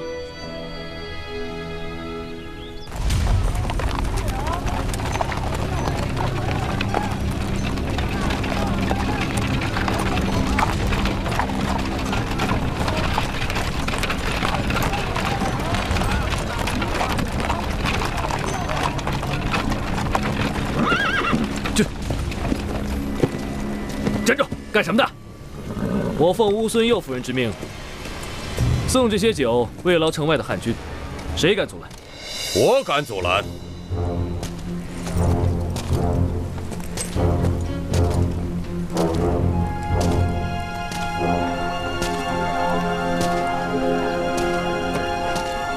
你是什么？安索克，乌孙的右大将，刚刚戍边回来，特被昆弥派来看守这个城门。你是谁？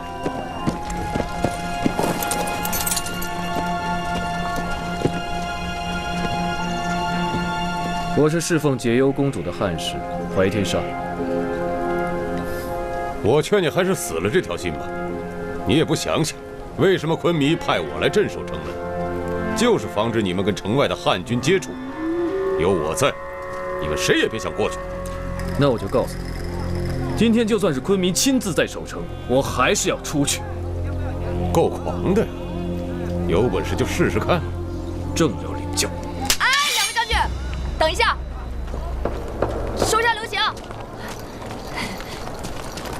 手下留情，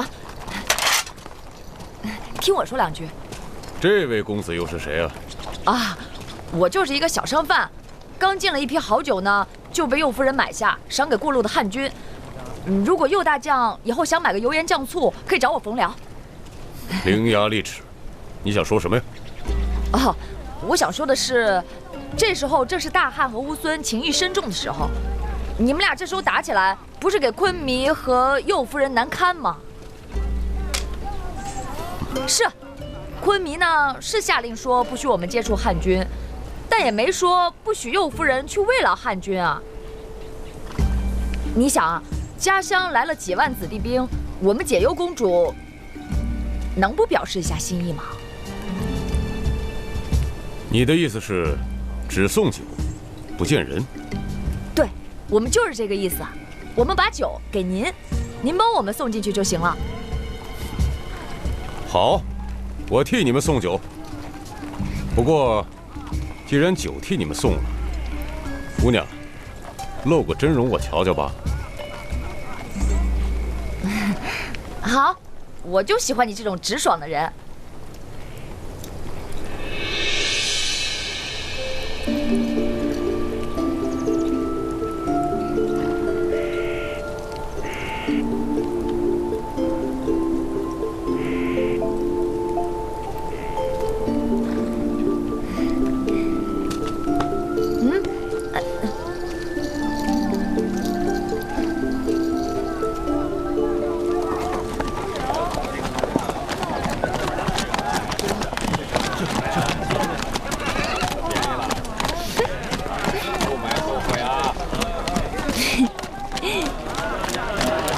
这右大将自以为聪明，殊不知我冯辽吃定他了。凭什么这么说呀？眼神呢？眼神？什么眼神？我没看出来。是，你什么都看不出来，你能看出什么眼神啊？就像个木头一样。木头？哎，不是木头，木头有时候还是软的呢，你就跟石头一样。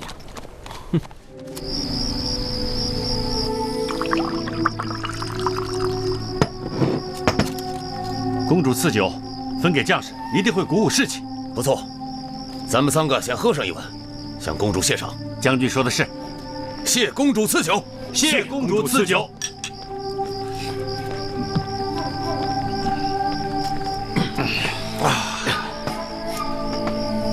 哎，将军，我说这是蛮夷之地，你看酒单上的字儿都写错了。这不是个酒字，将军，这是个岁字。岁，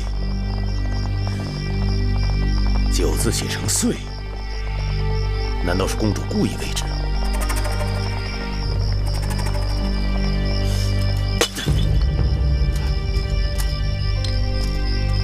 将军，坛里有字，什么字？见公主。公主不是病了吗？这里面大有文章啊！赵世成在，你马上去点50精兵。诺。李多，你去找2个军医过来。诺。我倒要问问昆弥，公主到底得的是什么病？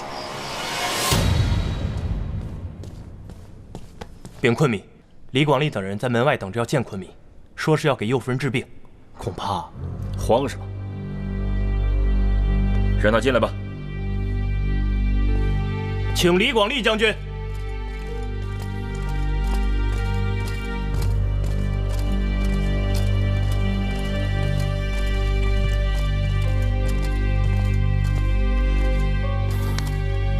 拜见昆弥。李将军，有什么事情还要让你亲自跑一趟？派人来不就行了吗？无妨。末将想到公主被病痛折磨，就坐立难安。想到我军中优秀军医这么多，理应带他们过来给公主诊治，所以事不宜迟，就匆忙赶过来了。现在劳烦昆弥请公主来此。嗨，公主得的又不是什么疑难杂症，只是受了风寒而已。我不让她出来，是怕她再次受风。她现在需要的呢是静养，要劳烦将军再等上几日。这我就不太明白了。如果病重到不能出来见人，那一定更需要诊治了。倘若并无大碍，那末将就应该去参拜。这既不严重，又不能见人的病，末将实在是想不出来。将军这话像是不相信我呀。啊，岂敢！末将只是担心公主的病。昆弥不是外人，末将就实话实说了。此次前来，我大汉皇帝陛下让我带口谕给公主。若是不能及时告诉公主，末将就是抗旨，到时候脑袋不保，还请昆弥救命。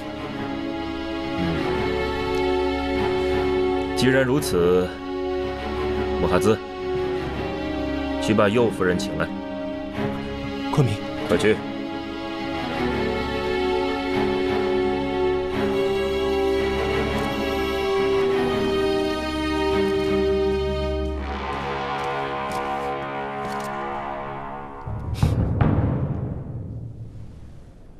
右夫人到。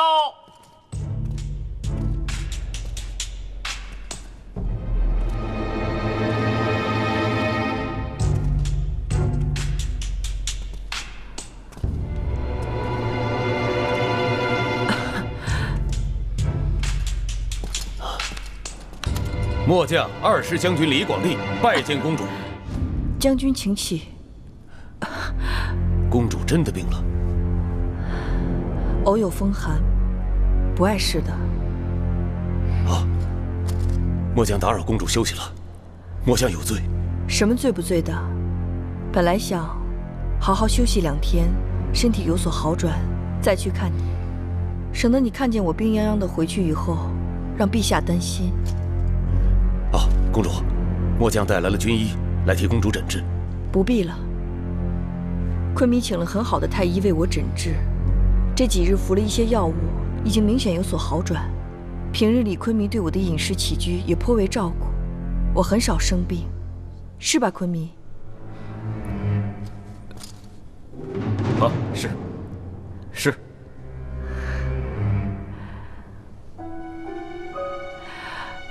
李将军，别怪我娇气，也不要埋怨昆弥。啊，末将不敢。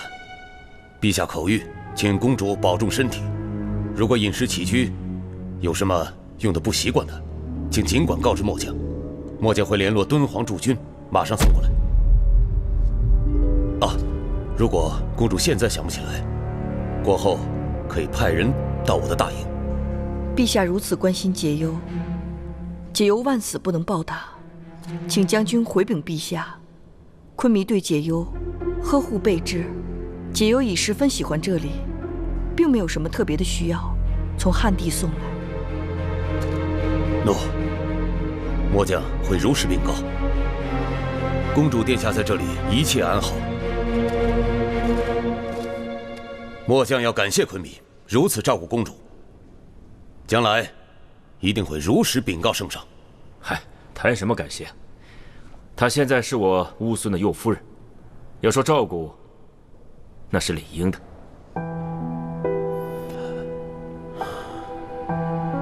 将军，此时此刻，真想跟你多聊一些家乡的事情。只可惜解忧身体还有一些虚弱，过几日我们再聊。啊，诺。末将打扰公主休息了，请公主保重身体，好生休息。末将实在冒昧，就先行告退了。将军好生歇息。解忧一切安好。莫哈兹，去给我送送李将军。喂。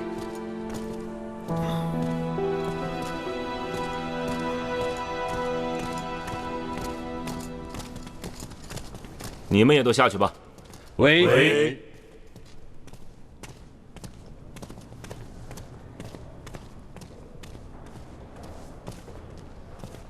解忧，你别走。过来，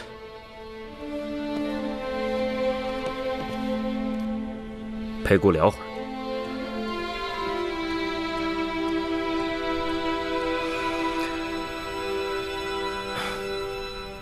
我知道你心里一定还记恨着我。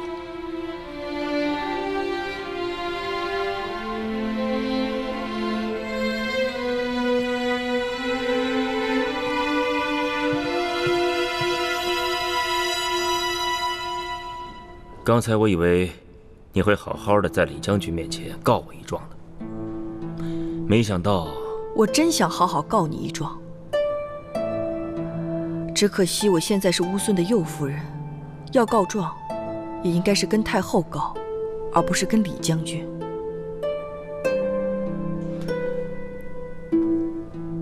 那你心里到底记不记恨我呢？你让我打掉孩子，我自然是恨你。但是恨归恨，你终究是我的夫君，这是我们的家事。如果把家事在朝堂之上跟李将军说，那岂不是因为家事而坏了国事？那我岂不是罪上加罪？没想到你会这么想。是啊，这世上没有想到的事情真是多啊。我现在是你的女人，我理当如此。看来我军须弥还娶对女人喽。你既然说你是我的女人，那好，现在有一件事情我要问你。刚才李将军让我发兵助的，这个兵我到底要不要派呢？自然是要派。你刚才还说你是我的女人，要为我着想呢。派兵才是救乌孙于水火之中。昆弥，你有没有想过，汉军派了多少人马？光骑兵就6000，步兵数万。就兵力而言，拿下大渊城绰绰有余。可汉帝为何还要你派兵？汉帝是想看你与大汉结盟的心意，这是他对你的一次试探。这事我早就知道，可是大汉远在天边，匈奴可是近在眼前了。昆弥既然觉得匈奴这么厉害，那为什么不想办法与匈奴结为盟友呢？你真这么想？可是匈奴从来不需要盟友，他只需要奴隶。汉帝和匈奴的大单于都有野心，匈奴的野心在于统治西域，而汉帝则是希望长治久安。与汉结盟，乌孙就能雄霸西域。可是受匈奴的威胁，乌孙就只能苟且偷生。你笑什么？我笑，如果你是个男的该多好。到时候姑就没有王储之忧了。等姑死了，把昆弥之位传给你，你一定做得比姑好。我才不要做昆弥呢！做了昆弥就只能咒自己的女人生病。唉，好了，夫人刚才那些话确实让我茅塞顿开。你就没有什么事要求我吗？并没有。真没有？真没有。哎，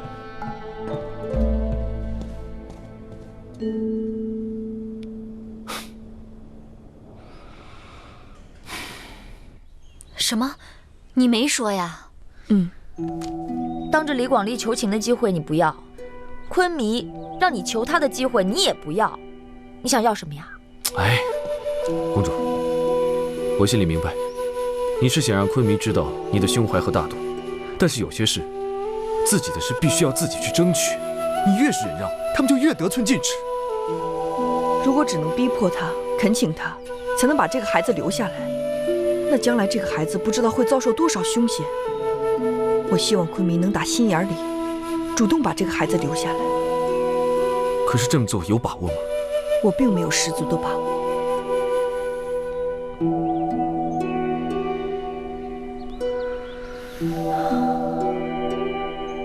就这样吧，乌孙派出精兵，协助大汉讨伐大渊。昆弥，这事儿可不能轻率啊！孤意已决，就这么定了。昆弥，我愿带兵出征，让汉军，让大渊看看我乌孙将士的威风。昆明，温贵不能领命。父亲，为何？相国这么说，是对你儿子没有信心吗？昆明，正因为他是我的儿子，我才最了解他。他平时争强好胜惯了，明明自己的身体还没有痊愈，非要到前线去逞强。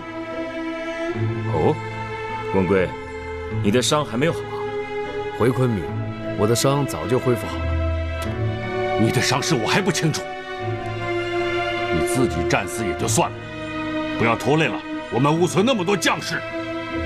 温贵，你父亲说的对，什么事情都不能逞强。是。大陆，你可有合适的人选推荐？臣以为右大将智勇双全，可以领兵。但是右大将要掌管赤谷城凡务，不能离开。云谷特的弟弟纳林羽侯，虽然年轻，但十分骁勇。那好，我看就由他领兵吧。这事儿就这么定了。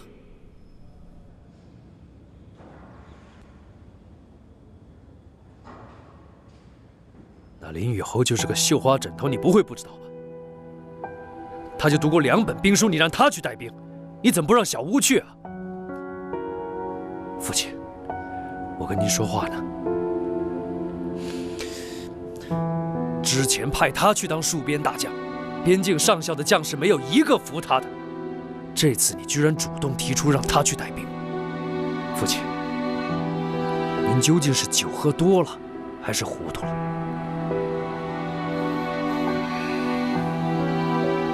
你呀，有时候挺聪明，有时候傻得不行。乌孙出兵大援，你在这时候争着抢着上阵，将来匈奴第一个干掉的就是你。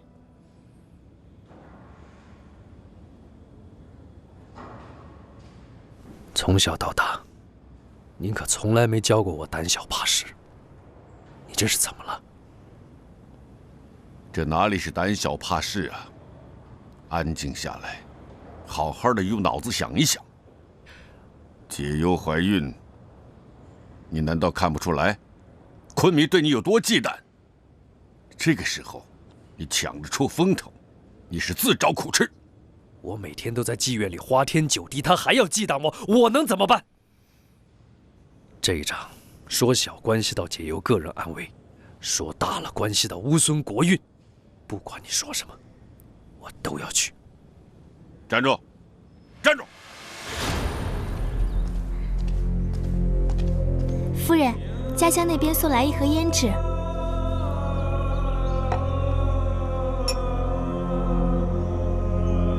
下去吧。喂。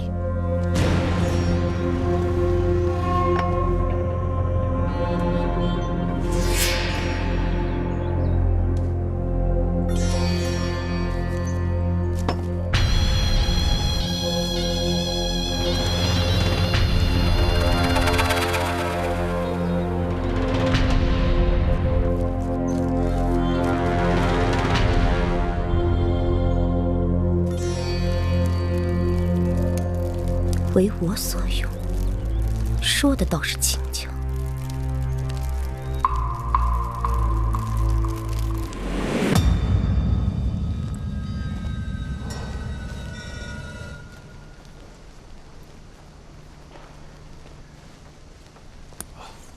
国相，打扰右夫人了，实在唐突。什么事情那么着急？如果不是事情紧急，绝不会冒昧前来。国相不必多礼，有什么事情直接说。这件事情，我想来想去，只有你能够帮到老臣。左夫人，你怎么来了？好久不见，过来看看你啊。这么多好东西啊！是我弟弟纳林羽侯，他被昆明选中，要带兵出征，这些都是赏赐。那孩子说用不着，所以都送过来了。你快看看，有没有喜欢的，就拿回去吧。我不用，自己留着。只是，怎么了，妹妹？我呀，就是见不得那些欺负老实人的。这话我听不懂啊，谁被欺负了？你的弟弟那林雨侯。妹妹，你想错了吧？我弟弟刚被封了将军，就要带兵出征了。就是因为这个将军，把你弟弟害苦了。这怎么会呢？你没有听说吗？原本这个将军呢是温归抢着想要去的，可是被大陆拦下来了，这才轮到你弟弟的。这件事情我知道，因为温归受伤了嘛。要不我说你们姐弟俩都太单纯了。温归都受伤多久了？怎么可能还没好呢？那大陆为什么要说他还没有痊愈呢？他不想让自己的儿子干这苦差事，所以拒绝了。苦差事，带兵出征，这可是风光的事啊！况且这一次是去协助汉军，不会有什么闪失的。就是因为协助汉军，你想想，这仗要是打胜了，那是汉军的功劳；要失败了，就是协军不利。更重要的是，无论胜败，只要汉军一走，匈奴立刻就要捉拿领军之人。怎么会是这样呢？难道这也是我父王告诉我的？我父王还说，要是不杀一儆百，以后谁都可以对抗匈奴了。我是念在我们姐妹情深，我才告诉你的。妹妹，我的好妹妹，如果是这样，你可一定要替我想想办法呀！我已经没有了我的孩子，我可一定不能再失去我的弟弟了。我知道，好歹我也是单于的义女，帮你说几句话还是可以的。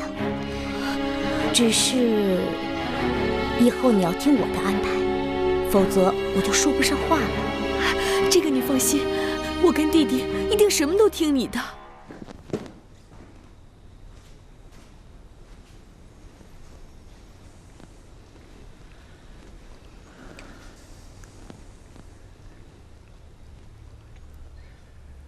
明天就是昆弥给你10天期限的最后一天，你怎么还会有闲心思来我这儿？我当然知道了，可是我今天来找你，有更重要的事情。什么事？领兵的事。是我父亲让你来的，还是王兄让你来的？我自己要来的，我为你而来。让一个绣花枕头领兵打仗，还说是为了我？解忧，你怎么不为自己想想？你知道这一仗有多重要吗？只有打赢了，才能保住你肚子里的孩子。你让汉军借道，又力举出兵，昆明对你的戒心一直就没有放下。这个时候你抢立战功，又手握兵权，他除了不安还有什么办法？这种不安对你不利，对我的孩子也不利。难道就什么都不做，等着喝那碗药吗？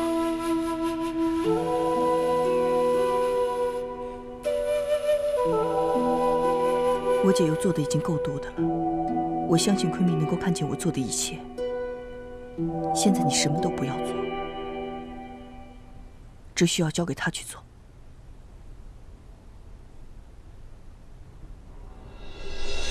启奏大单于，刚刚收到胡姑密信，汉军明日即将从赤谷出发，我们该如何应对？还请大单于定夺。你只带贴身随从，即可出发。在汉军之前，赶到大渊，告诉大渊王，叫他死守城池，不要交战。我匈奴会做他的后盾。可是，汉军数量庞大，大单于要不要派一重兵？哼，重兵！你真以为我要跟汉军正面交战？汉军他们人多，又有吴孙做后援。我才不会为了小小的大渊，舍出自己的老本来。那大单于让我一个人去时，我让你去，是让乌孙坚守。一旦汉军被拖住，到那时，我就可以来个以逸待劳，说不定还可以捡个大便宜呢。公主，李将军的大军即将离开。怀大哥，我思前想后，虽然李将军善战，但是毕竟第一次深入西域，我怕他不熟悉水土。为了以防万一，你随他一起去吧。公主想得周全。怀天杀听令，保证地形水土不出问题。哼，有人在吹牛啊！才在西域走过几次，就熟悉什么地形水土啊？公主要派也应该派我去啊！你去像什么话呀？哪有女人上前线的？你看我这装扮像女人吗？像不像？那你是不是？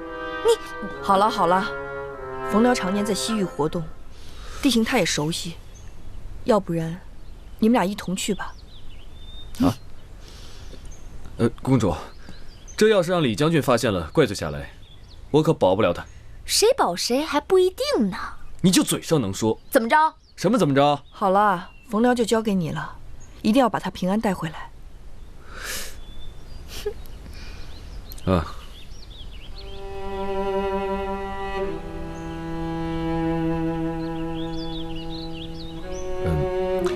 公主，还有一件事，我放心不下。我知道。公主，汉军马上就要走了，就没有人替你做主了。是啊，而且今天就是最后一天了，万一昆弥不来呢？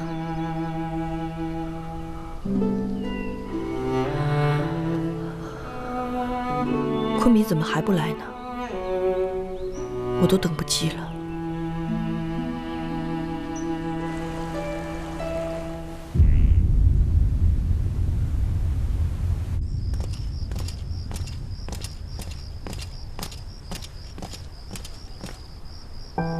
解忧，快到午夜了。阿彩，去把昆弥赐给我的药端过来。解忧，端过来。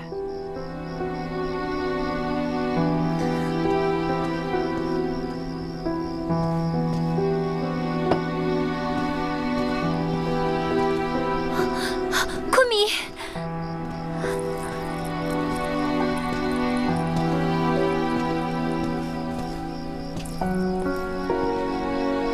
你在祈祷什么？回昆弥，我在祈祷联军旗开得胜。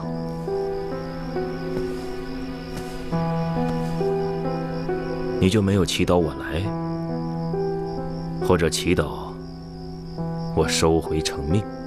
没有。这两件事情都不归神明管，都是您的权利。可你到最后也没来求我呀？对，因为我知道乌孙的昆弥是不会因为女人的眼泪而改变他的决定的。我之所以等到现在，并不是因为我心存侥幸，我只是想跟这个孩子多待一会儿，哪怕就一会儿。我知道，现在是我遵从昆弥旨意的时候。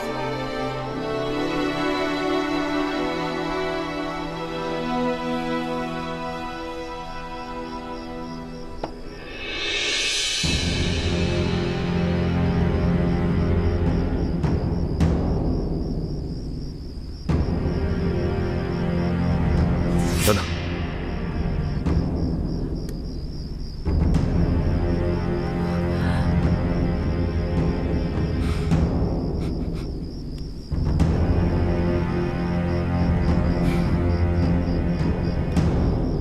我军须弥是乌孙昆弥，说出的话绝对不会收回。这药你必须得喝。不过呢，不是这碗。而是这碗。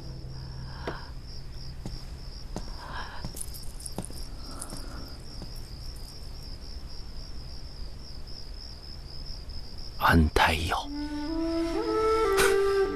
趁热喝了吧。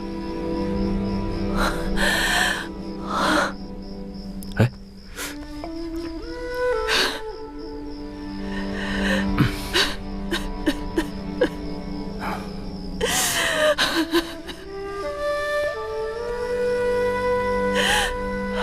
我这么做是为了让你明白，太后也好，我也好，没有人想害你。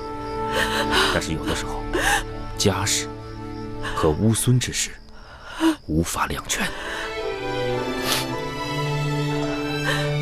那你现在就信我了吗？我信。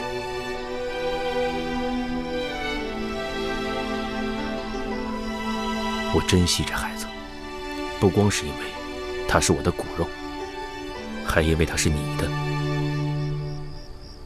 我爱的女人呢。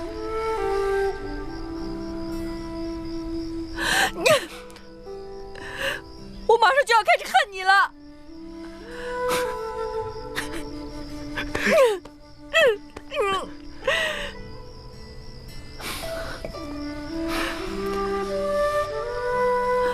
把药喝了。